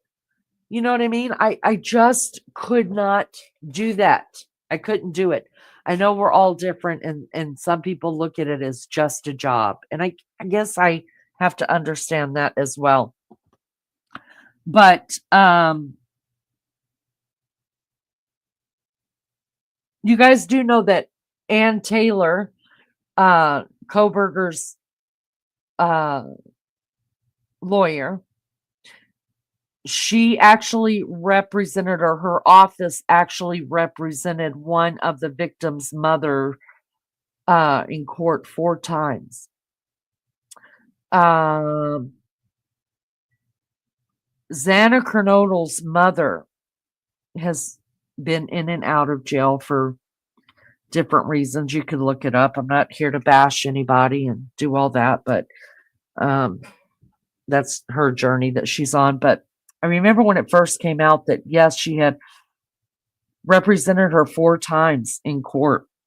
And everybody was saying, isn't that a conflict of interest? Should she have taken up the Kohberger case? Well, what she did instead, y'all, was she dropped Kernodle's mother so that she could represent Bryan. Now, one of 2 things there. She was representing Xana's mom in court over drug issues. Okay, I just don't think there's very much money to be made in that, right? Kohberger is murder 1. I'm pretty sure there's a lot more money to be made in that. So if you're out just to make money, I mean, if a job is a job is a job, and you've got a job to do, and you've got a chance to make a couple $100,000 versus 20,000 here and 20,000 there every time this lady gets busted for probation violation, what are you going to do? You're going to drop, because it is a conflict of interest if you are representing both the family of a deceased family member or the family of a deceased family member. It's just so. I have a real problem with that. There's no way. I'm not lying to you. I'd be terrified. Maggie, how would you be? Maggie jumped down. I don't know where she went. But yeah, y'all, listen, I'm not gonna lie. And okay, I would try to make myself behave and go to the judge and say, Your Honor, sir, I can't represent that dude in there because I'm already representing a victim's mother of his crimes. That's kind of not cool, and I can't do it.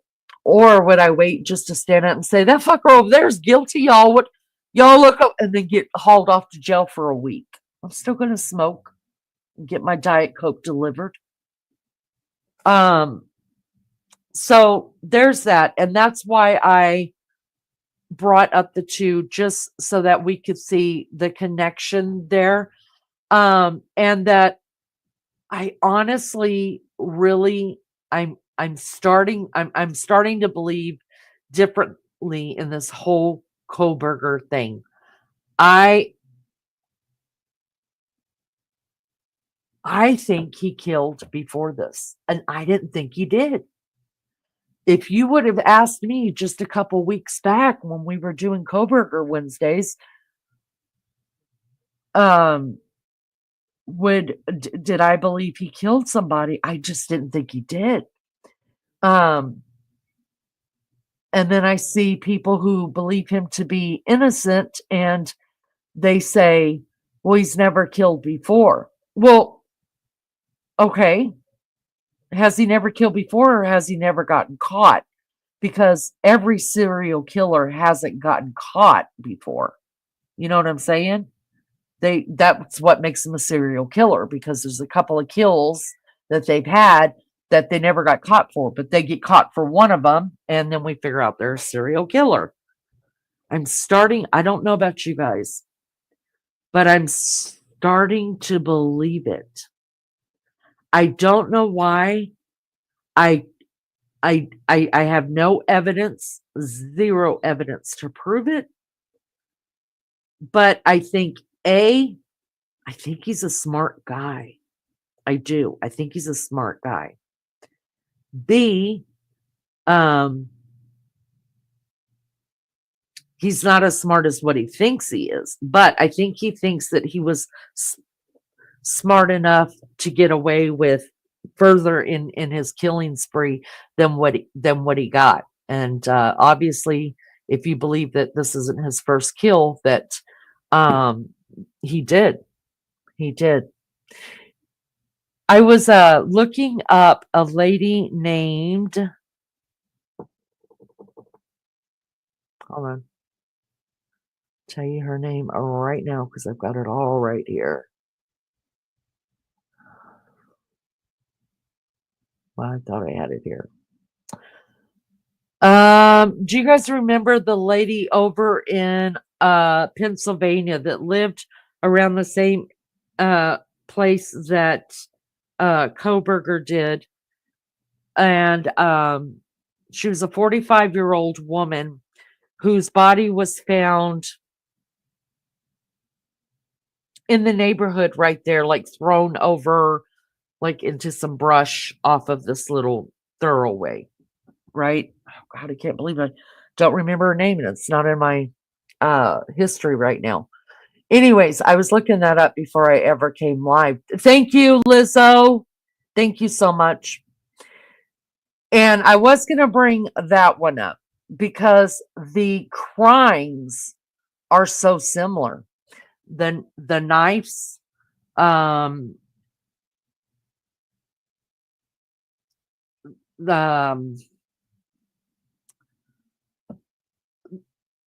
many times she was actually stabbed, things like that. There was a lot of similarities.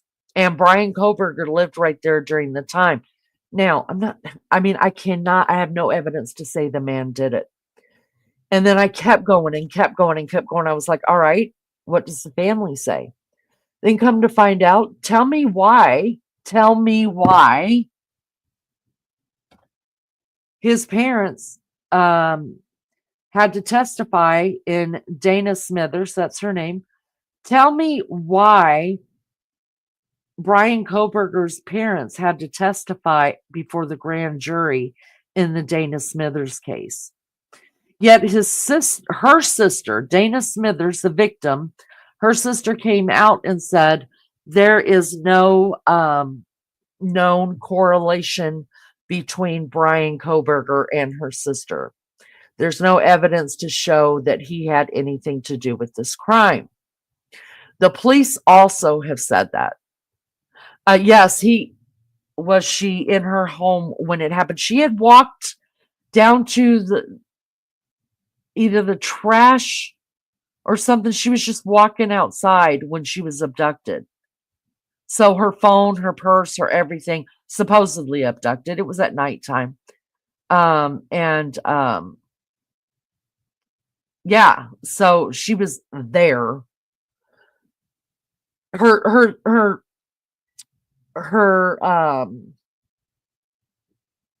case has never been solved yet, you guys.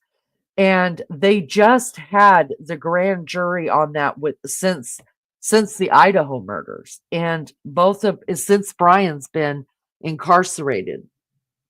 So both of his parents had to go and testify before that grand jury. Now, the only reason why you have grand juries is only for two reasons. One, to figure out evidence, to see if there's any evidence in a crime, to convict somebody by a grand jury or to indict somebody by a grand jury, and two, to get an indictment. And so did they get, isn't it to me, it's just funny that after Bryan Kohberger gets arrested, sent back to Latah County in Idaho, then all of a sudden this case from his neighborhood gets brought back up. They do a grand jury, and Bryan Kohberger's parents are subpoenaed to testify.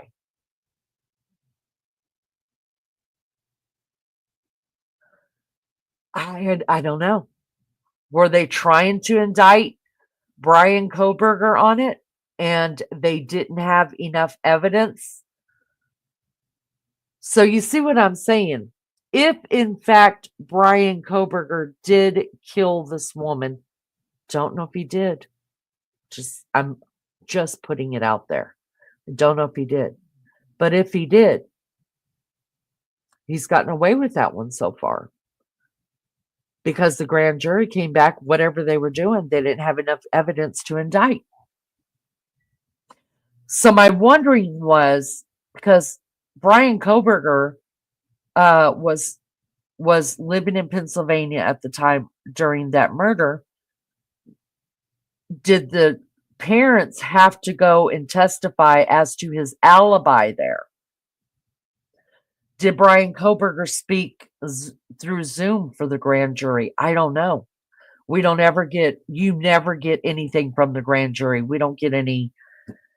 It's a secretive thing, and they put nothing out for that, which is fine. They don't have to. But as of right now, the police are saying that Bryan Kohberger has nothing at all to do with it. Dana's sister said, as far as she knows, it doesn't look like Bryan Kohberger has anything to do with it. There are some people that talked about that maybe remember the two IDs that are found up in Bryan's bedroom in a sock in a box. There's two IDs. We yet to have found out about whose IDs they were. Some people are saying maybe one of them is Dana Smithers. But she didn't have her wallet on her. So how would he have gotten her ID? But didn't they say that that had nothing to do with him? Haven't they said that?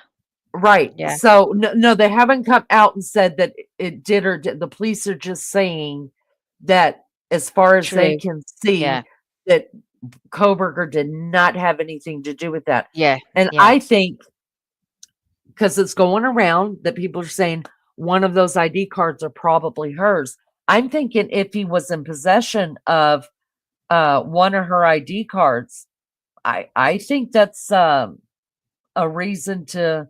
I mean, he'd have some questions to answer, don't you think? Definitely. Cool. Yeah. Couldn't that be put into a PCA to get him at least indicted on charges for that?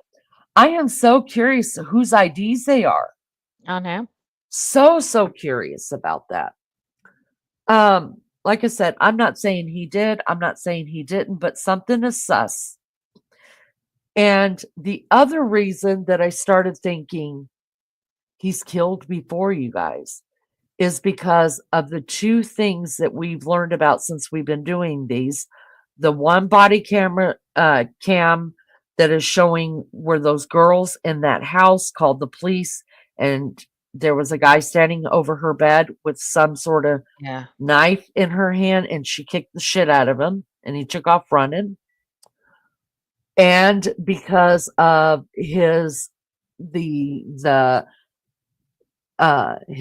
colleague, who, and I think we're going to look, if they have found evidence to this, she will be on the stand, but her name has not been released. That makes me think that she is going to get called, because we don't know her name. But one of his colleagues, she was the one talking to him saying, somebody's been in my apartment. Somebody's been in my apartment. And he's like, Yeah. well, you need cameras. I'll come and help you. But because he had he would have to have her Wi-Fi password Yeah. in order, I would think, to turn on the cams. I don't know for sure. You I'm not. probably given them to set it up. Well, yeah, exactly. So he would have them, and she, Yeah, trusting and yeah, him, she trusts him. she didn't think, oh shit, I Or better she just hasn't change my even thought, password. oh, I need to Mm-mm. change. She hasn't thought about it. No, but can you imagine? Oh, This God. is the deal. There's been some people that have come out of the woodwork, old friends of Bryan's, people that have said Bryan is weird, people that have posted pictures. They always give their names. We have not heard the name of this lady. No. Do you And think he was attached to the little dog that got killed, Budgie? I'm beginning to wonder. More I think about it, Lainey.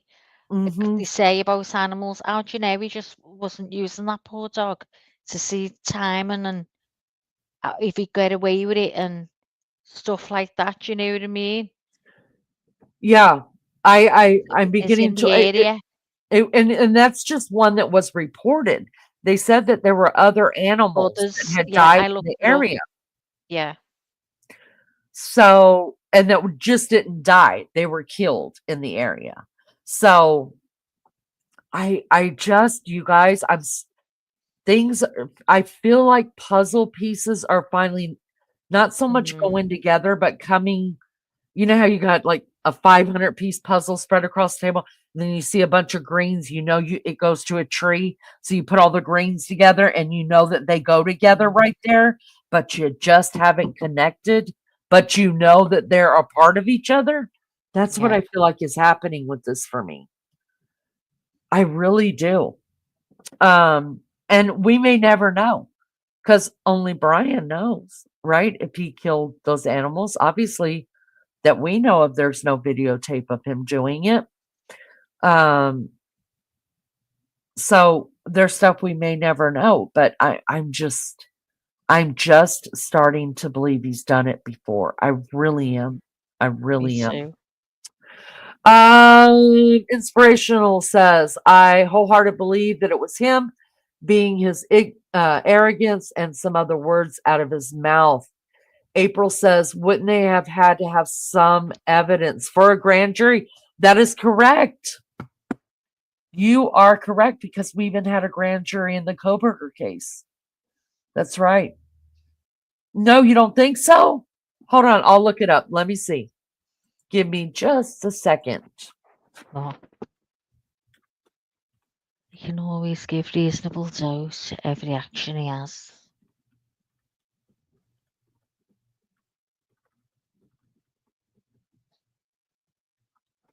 All right. This says, yes, evidence is needed to convene and operate a grand jury. The prosecutor presents evidence to the grand jury to determine if there is probable cause to believe a crime has been committed. The grand jury then decides whether to issue an indictment which formally charges the individual with the crime. Here's a little bit more detailed explanation. Evidence presentation. The prosecutor, typically a United States attorney or an assistant United States attorney, presents the evidence of an alleged crime to the grand jury. This can include witness testimonies, documents, and forms of evidence. Probable cause determination. The grand jury's primary role is to review the evidence presented by a prosecutor to determine if there's sufficient probable cause to believe that a crime has been committed. Indictment or no bill. If the grand jury decides probable cause, they will issue an indictment, which is a formal charge against the individual. If they do not find probable cause, they will return a no bill, meaning no indictment will be issued. Secrecy of ex parte proceedings. Grand jury proceedings are generally all secret and conducted ex parte, meaning the suspect or the person of interest is not present. In essence, the grand jury functions as a gatekeeper for criminal prosecutions, ensuring that the suspect is formally charged if there's sufficient evidence to believe they committed a crime. So they have some sort of evidence that the Kohberger parents had to be in front of this grand jury. They were the only ones that could speak to whatever evidence that they had. But he has not been indicted. I guess they submitted a no bill. He was not indicted on this woman's case. Now, I don't know. Maybe Maggie can look it up. Oh, I think they can wait on an indictment. If they have found evidence, yes, he is he can be indicted on this murder. Will they wait to indict him on another murder charge until after this murder charge is over, so as not to taint a jury or be biased in the court?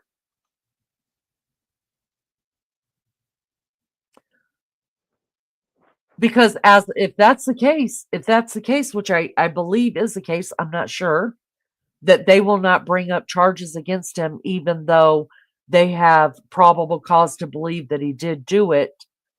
If that's the case, then his family, because it's secret, his family would not know that they have. The grand jury is not going to put it out there. They're going to hold on to it. Maybe the prosecution who's presenting it will know, yes, we're going to indict him, but we have to wait until this one is over as to not bias whatever's going on there. So, Maggie, are you able to look that up? I'm trying with one finger, you know what I'm like. It's okay. Joy says, I thought along he had done it before. You thought all along. Yeah, I didn't. I don't know why I didn't. I think I just like to believe the good in people, and it takes me a minute to get there. But once I get there, I'm like a tree standing out there in a hurricane that's not hardly moved at all. Maggie, I believe from day one he has more murders, and that going to school was going to give him the opportunity to do more. He really thought he was way too intelligent. Yeah. And did it teach? And did the school actually teach him how to do the crime and get away with it? And he just fudged up. Right, so all I'm getting here, Lee, is, so I don't know if this is what you're asking. While indictments are formal accusations requiring sufficient evidence, a person can be indicted without strong physical evidence. The prosecution's burden is to present enough evidence to convince a jury of guilt beyond a reasonable doubt, but this doesn't always require direct evidence like video footage or forensic proof. A credible victim's statement can sometimes be enough to warrant an indictment. And here's more explained if you want me to carry on. Go ahead. An indictment is a formal accusation of a crime, and it requires a grand jury to vote that there is enough evidence to proceed to trial. However, the level of evidence needed for an indictment is lower than the standard needed for a conviction. The prosecution bears the burden of proving guilt beyond a reasonable doubt on trial. This means they must convince the jury that no other logical explanation for the facts exists except that the defendant committed the crime. In many cases, the prosecution relies on circumstantial evidence, which is evidence that suggests guilt but doesn't directly prove it. This could include witness testimony, motive, or location evidence. A victim's statement, even without corroborating evidence, can be a crucial piece of evidence in determining whether to indict someone. This credibility of the victim and the consistency of their statement are important factors. Even if the prosecution doesn't have strong physical evidence, this case may still proceed to trial if there is enough evidence to warrant an indictment. The defense can challenge the evidence presented, but the judge may still allow the case to proceed. Okay. Wow. Okay.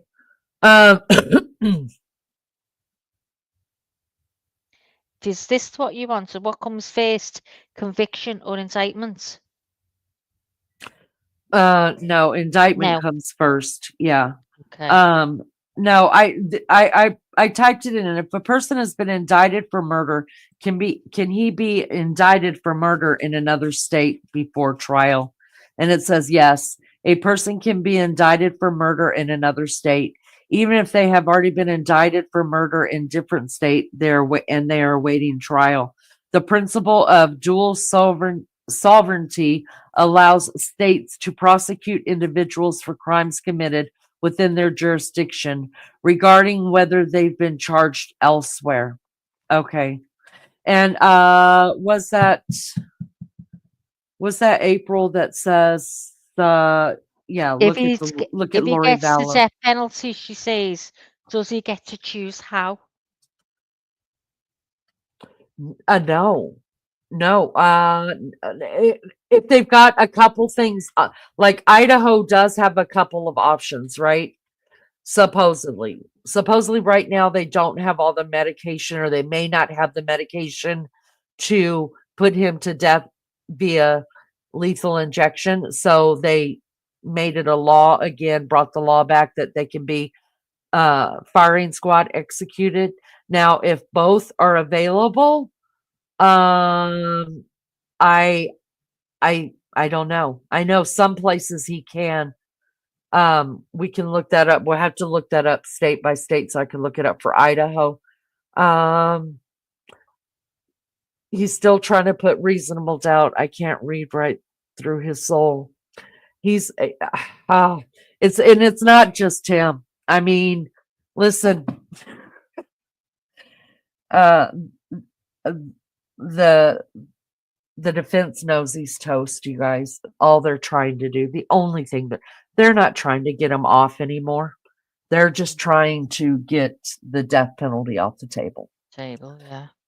So, I'm sorry, but not sorry. I'd like to be the firing squad. Joyce, I'm right there with you.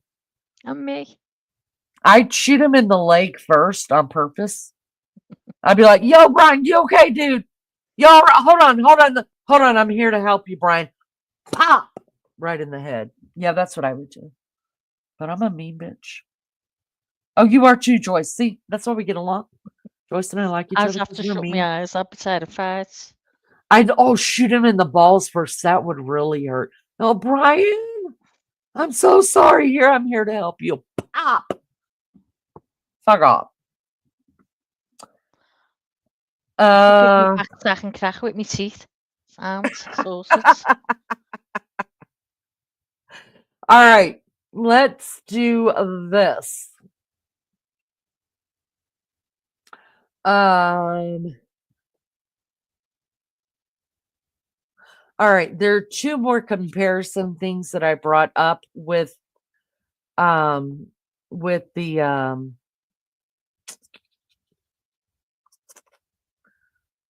But who isn't federal? Wait a minute. I've only done federal grand juries and didn't have a ham sandwich with me. Oh, this is a federal case though. It's murder one, so that's a federal case. Right? Am I right or wrong? Could be wrong. Wait, it's the state of Idaho. But I still thought it was a federal case. Could be wrong. That's why we have you here. All right, let's bring this up really quick. This is if somebody can drop the copyright in chat again. Maggie, if you don't mind reading I'm that out doing it. for me. Yeah, hold on. Let me get it. Where is it? Has anyone put it in? Hang on, I'll go and get it out the banners. And I can read it then. Okay. Fair Use Disclaimer Copyright Act of 1976 gives allowance for this content to be used for purposes of criticism, comment, news reporting, teaching, scholarship, and research. Thank you so much. All right. Let's do this one. Are we big over there, Max? No, Can you make it big for me? hang on, I'm just going to make it bigger now. Thank you. Go ahead. Do you want me to read this, Lee? Yeah, you can. Let me just say this, you guys. We got our copyright running banner across the screen. Got copyright in chat. This is for educational purposes only. Don't come at us, YouTube. All right, this is from Oxygen True Crime, and it was publicized on April 27th, 2023. All right, go ahead, Max. It's all on you, love bag. You could read the title there. Why are people comparing University of Idaho murder suspect Bryan Kohberger to Ted Bundy? The brutal murders.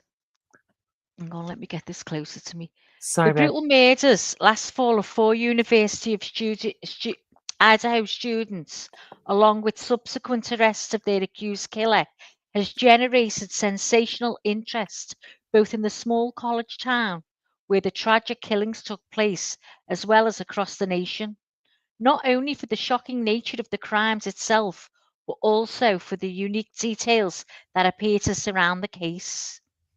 In the early morning hours, November the 13th, 22, the 4 students, Xana Canoodle, 20, Ethan Chapin, 20, Kaylee Goncalves, 20, and Madison Morgan, 21, all were slain inside a rented off-campus home in the national Idaho city of Moscow.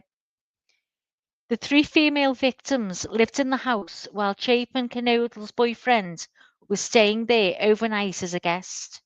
2 of the female roommates also resided at the 3-story 6-bedroom home where the killings took place, but were not targeted or harmed in the attack. After a week-long search, federal and state police arrested 28-year-old Bryan Kohberger on December 30th at his parents' home in Pennsylvania, some 2,500 miles from the Idaho crime scene.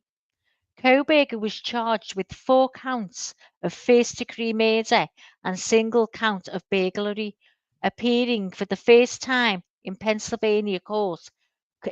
Pennsylvania courtroom on January 3rd, 2023, where he waived his right to an extradition hearing and was subsequently transported back to Idaho. Hearing and was subsequently transported back to Idaho. Y'all, they do kind of do look the same. I'm sorry, but they do. I'm looking at their eyes. I don't think Kohberger is good looking. I just don't. But I did think that Ted Bundy was good looking. Yeah, he was good looking. I thought he was. Yeah, he was. All right, sister, there you go. As information about Kohberger began to emerge, his mugshot and candid court arrival photo began circulating across media, leading many observers, especially those who shared their interest in the case online, to draw comparisons between Kohberger and notoriously prolific 1970s serial killer Ted Bundy. While Kohberger remains a suspect and denied responsibility for the killings, Bundy was tried and later executed in connection with the 1978 murder of the two college students in Florida. There was alleged years-long killing spree yielded evidence that tied him to many more deaths. So I didn't know that. Ooh. Who is Bryan Kohberger? The lone suspect investigators have identified in the murders. Kohberger grew up in Pennsylvania, attending high school in the community of Pheasant Valley, not far from the state's border with New Jersey. Holding an associate degree in psychology, Kohberger completed a graduate degree program in criminal justice from Pennsylvania's DeSales University in 22 and was a PhD student in criminology at Washington State University at the time of the November the 13th murders. Police have confirmed that Kohberger most recently was a resident of Pullman, Washington, the city where Washington State University is located and less than 10 miles from the scene of the Moscow, Idaho tragedy. According to the Idaho Statesman, that same report notes that Kohberger has no criminal history, save for a 22 seatbelt infraction at the time of his arrest, months before the murders. Kohberger actually has applied to be an intern at the Pullman Police Department, writing in his application that he wanted to assist rural law enforcement agencies with how to better collect and analyze technological data in public safety operations. But I beg to differ now. He's got in there for a reason because he knew what he was going to do.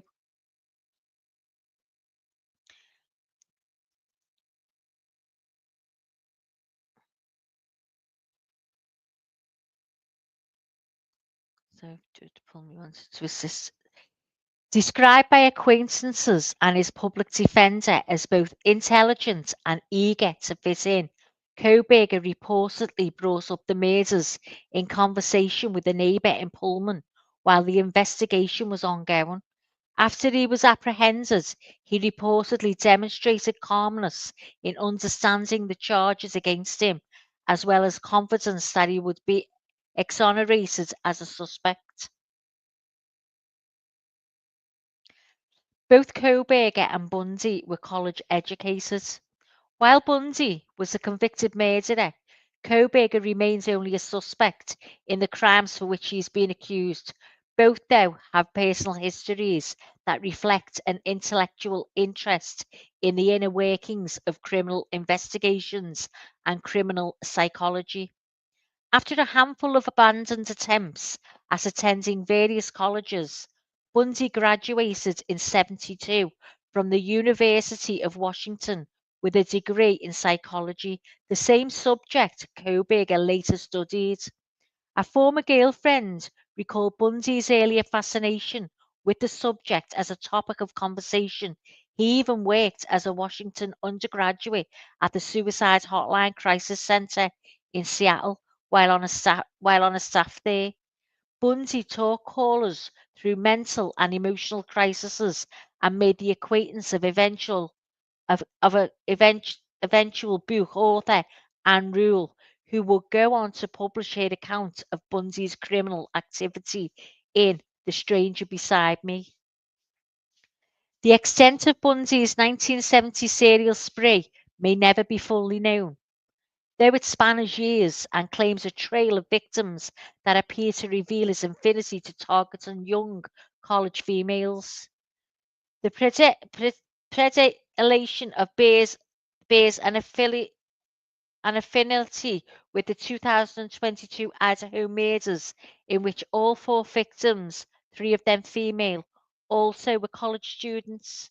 Kohberger's undergraduate studies focus on psychology also, first at Northampton Community College in Bethlehem, Pennsylvania, where he obtained a 2018 associate degree in the subject, and later at the private Catholic DeSales University, where he eventually earned his master's degree in criminal justice. In my 10 years of teaching, I've only recommended 2 students to a PhD program, and he was one of them. DeSales Associate Professor Michelle Bolger confided to the UK's Daily Mail after Kohberger's arrest. He was one of my best students ever. Everyone is in shock over this.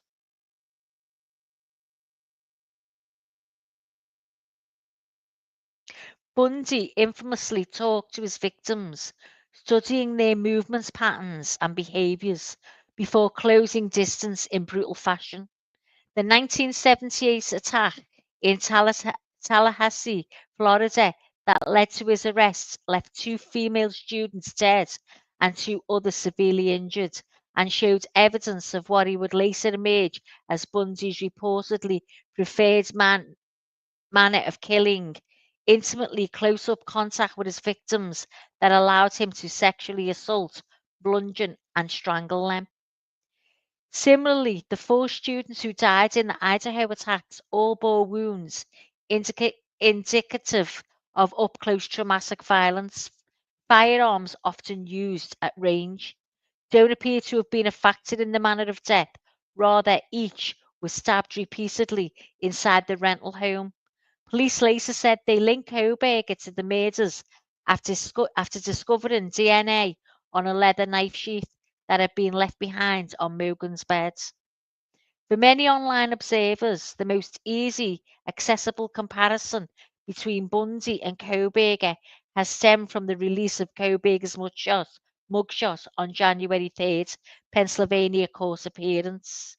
Following Kohberger's arrest, social media users quickly shared their observations, like this one, comparing Kohberger's clean-cut short hair and drawn face features with those of Bundy in their respective mugshots.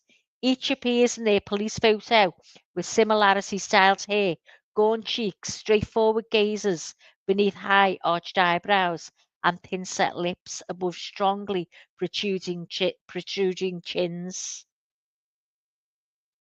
Those comparisons extended even beyond social media and into the professional realm, with former Bundy defense attorney John Henry Brown highlighting his own comparisons between the nature of Bundy's crimes and speculation about the alleged killer in the Idaho case.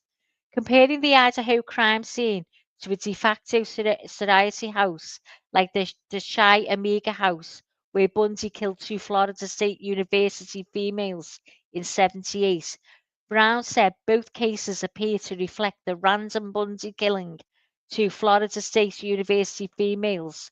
Brown said both cases appear to reflect the random targeting of a killer compelled not by a singular fixation on a particular victim, but by a craving to exert control.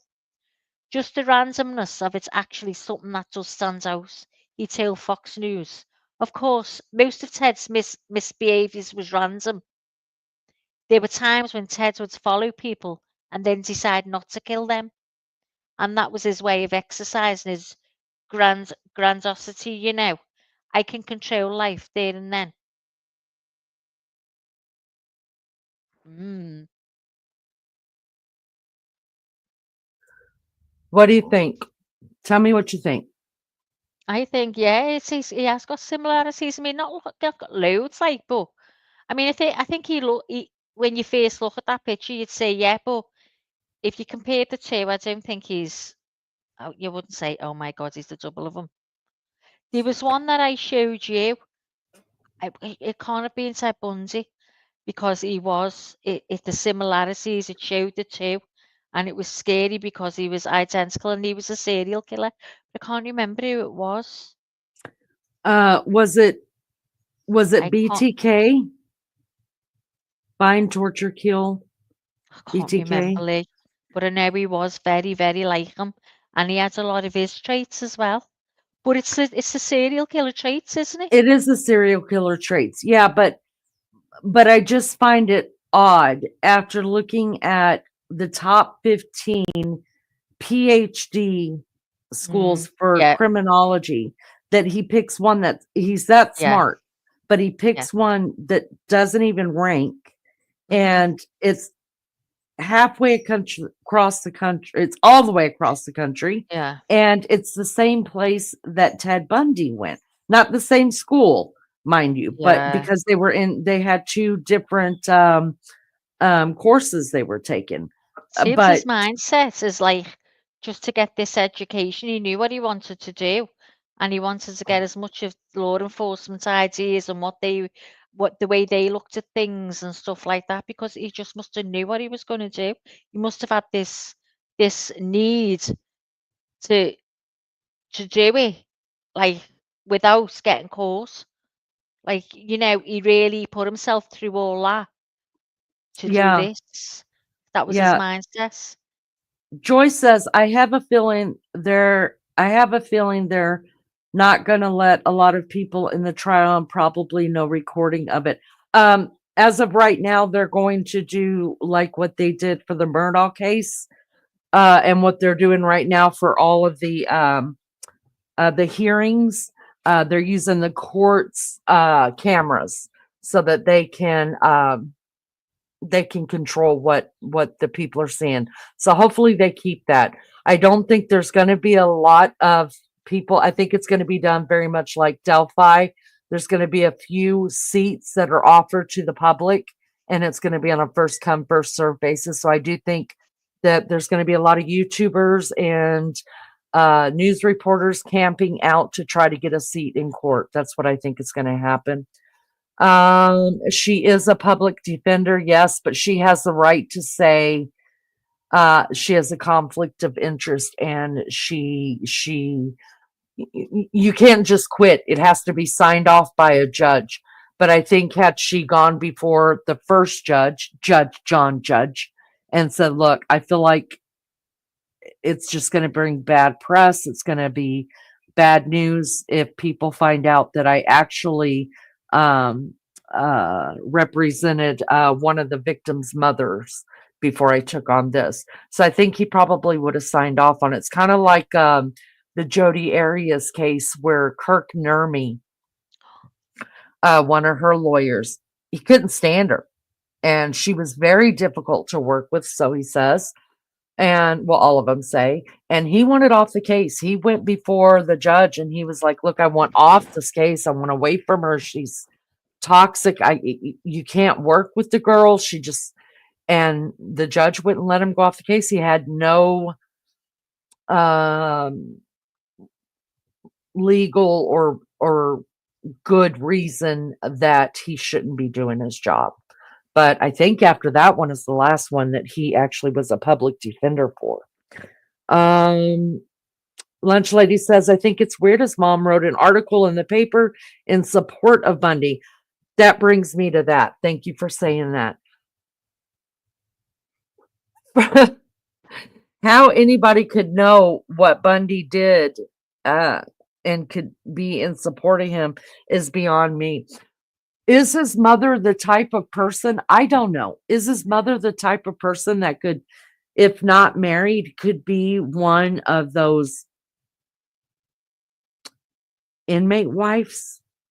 Or I mean, I never got to read the article. It was taken down right away. I can't wait to read it. I think a lot of things will be put back up. If I dug deep enough, I might be able to find the full article of what she said. But if she wrote it in the paper, I wonder what she told her children. They had to have known that their mother supported Bundy. Is that why Bryan, if Bundy was any kind of influence towards him, is that how Bundy became an influence towards Bryan Kohberger, because that he had been taught during his life and in his younger years that, you know, his mother defended him for some reason and put things in his head. Look, bigger things have been done. I told you guys about my stepmom who firmly believed that Hitler did nothing wrong. Therefore, her 3 children will tell you Hitler did nothing wrong. Oh my God, my mom, when I came home and asked her about that, y'all, I sat down with the history book. Whew, and I had to learn lessons. I should have never said nothing. Now, if mom made me sit down with the history book now, I'd be like, right on, let's do it, let's figure it out. Um, but as an 8, 9-year-old person, she was like, you read all this and tell me how good of a person you think he is. It was terrible. It was terrible. She called her up and told her, don't be trying to, you know, brainwash her children. So, anyways, there are people that, no matter, I mean, you could actually have people on video committing a crime, and they may not say, well, no, he really didn't do it. That must be somebody else. But they will make excuses for him all day long. Was that what she was doing? I don't know. I don't know. But if she in fact did write, and I've heard it and I've seen snippets of it, but I haven't seen the whole thing. If she in fact did write something to a paper in support of Bundy, what did she tell her children about it? What did she put into her son's head? I also think that I'm just getting more and more vibes when it comes to BTK as well, because he also picked every university you go to, you pick it, right? You just have to be accepted. And then you pick classes, right? They tell you, look, you got to have this many math credits. All right, loved. I'll do it in here. I'll do it here. You figure out what classes you're going to take the first, second, third, fourth year, whatever. And then there's a couple of different professors you can choose, because not everybody gets along with the same professor. Well, I don't think it's coincidental that Bryan Kohberger ended up in a class that the professor actually helped write a book with BTK over. Oh my God. I think it was all a part of the getting more personal insight into BTK through her teachings of everything that she learned from BTK. Maybe I mean, I think there was a reason for everything he did the way he did it. I really, really do. And I don't think he thought that it was going to end here. I don't. I think it was going to keep going, and I think he was going to figure out a way to earn money and still do these things. That's just my thing. But as I said, you guys, I do a lot of research. I do. Oh my God, do I sit here and do this? Let me show you something. I don't know if you guys, this got me yesterday when I was looking at BTK. I want to show you something. I'm going to put it in chat because I can't write it. But just watch this.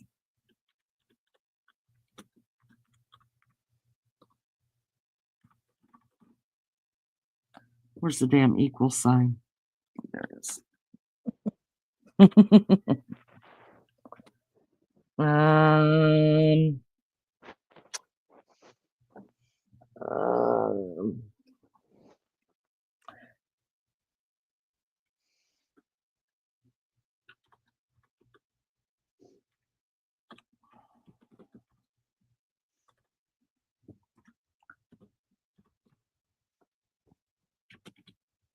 Now, this may be something, this may be nothing. But I was just like, wow, just wow, right?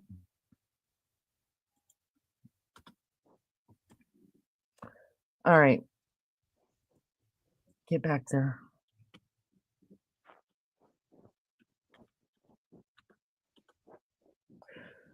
Does this make a trilogy?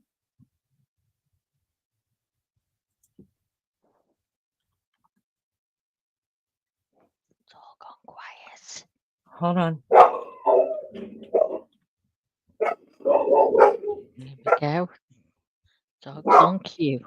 Making a noise.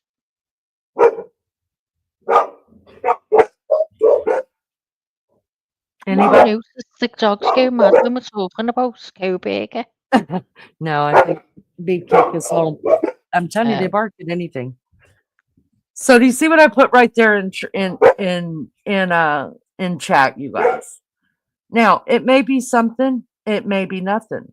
But is it a trilogy? Did Bryan think this way? Bryan Kohberger, we call You wouldn't BK. know, would you? Theodore Bundy, Ted Bundy, TB.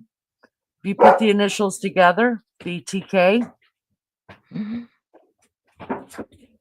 Gosh. I saw that last night when I was working on this, and I was like, it wouldn't put it past me at all if that fucker didn't think about that, because I wouldn't think about it. I didn't even think about it until I saw it. I was like, oh my God. And they were talking about the trilogy of how this crime and everything we know about BK right now, everything we know about him, everything that we know about BTK, everything we know about Ted Bundy, a lot of them coincide with each other. And if we go by what if I go by what I believe are reasons that I don't believe are coincidental, that he has Bryan Kohberger's inserted himself into different parts of the lives of these serial killers, meaning all the way to Washington with Ted Bundy, in a classroom with BTK's co-author for his book. Is it a trilogy? Bryan Kohberger equals K-bar killer, his initials. Yeah, I think Lindley, I could call me crazy because partially that would be true. But I just feel strongly that it's not coincidental. I just don't. You think it's a coincidence? I mean, I'm not saying that you're wrong and I'm right. I'm just saying I feel like so much of this is not coincidental. Jay Bradass. Am I reaching? Jay Bradass is going to be. Lena, you're reaching. I could be reaching. I don't know. Not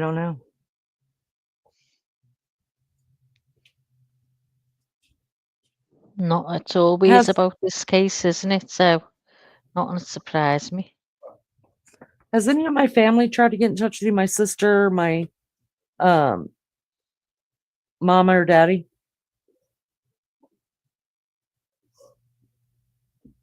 What are you talking to, Lee? I'm talking to Beefcake. Sorry, I've got 2 calls that came through. Oh. That I normally don't get this time of day. Oh. I'm just worried about my cousin but I would think that Mama would reach out to you if something happened. Okay. And April says, I think that part is coincidental. Still have 5 weeks to go. Before do what? What's their number? Who, Mama's? Yeah. Well, you have to come and look at it. I'm not going to put it out here. There's some freaks up in here. All right. I just have, so we went over that. We're getting close to the 3-hour mark. So other than telling you what the judge has ruled on so far, not everything has come in yet. But a lot of things, I think 5 or 6 different motions did come in from when we had the hearing earlier in, was it April? Yeah, we had the hearing earlier 2 weeks ago, where they had 100 and what did they present? 103, 105 different motions to the judge that they need rulings on as to what the jury can see and what they can bring to court. So let me go over those really quick. I'm just gonna let this guy talk about it. It's only a 2-minute, 18-second video. He's gonna tell you what rulings so far can be admitted into trial. Now we're gonna keep getting these because, like I said, it was 100 and something rulings that they need. So I looked today and there was just 2 orders to seal something. So there was nothing to see there. All right, let Lee, me pull this. before you Yes. put it on, can I just say good night and God bless? Yes. I'm going to go to you. Good night, everyone. Have a great day or a nice evening wherever you are in the world. And I'll see you all soon. Love you all. Bye. Bye, Leanie. Love you. Love you too, Maggie. Thank you for Speak to your you help. I tomorrow. appreciate it. Love you, Lee. Anytime. Bye, Lee. Bye, Bye. love. We love our Mags. All right, let me put this up really quick and then we will be done with this section of it. And I'm just going to let this be played. You guys watch your ears.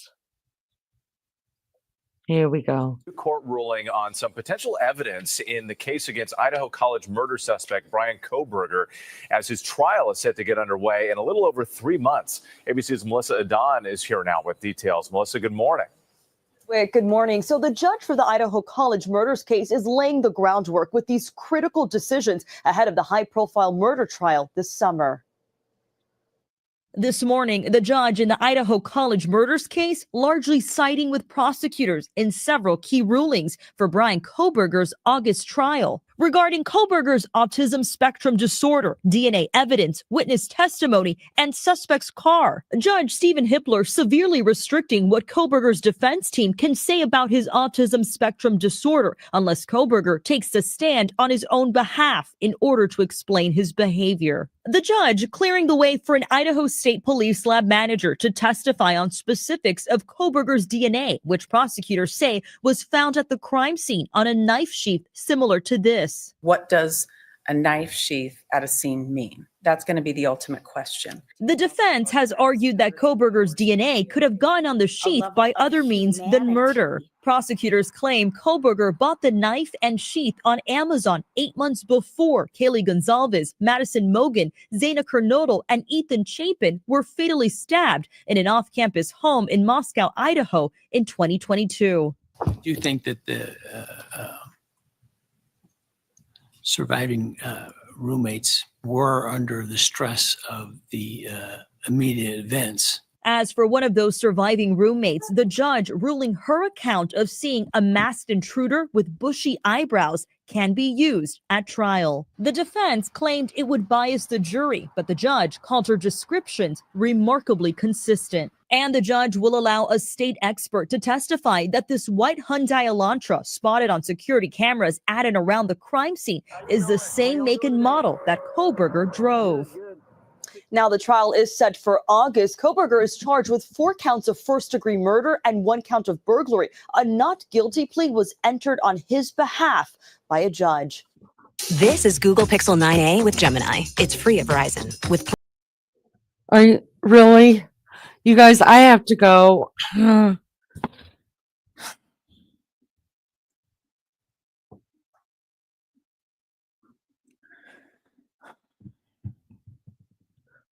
All right.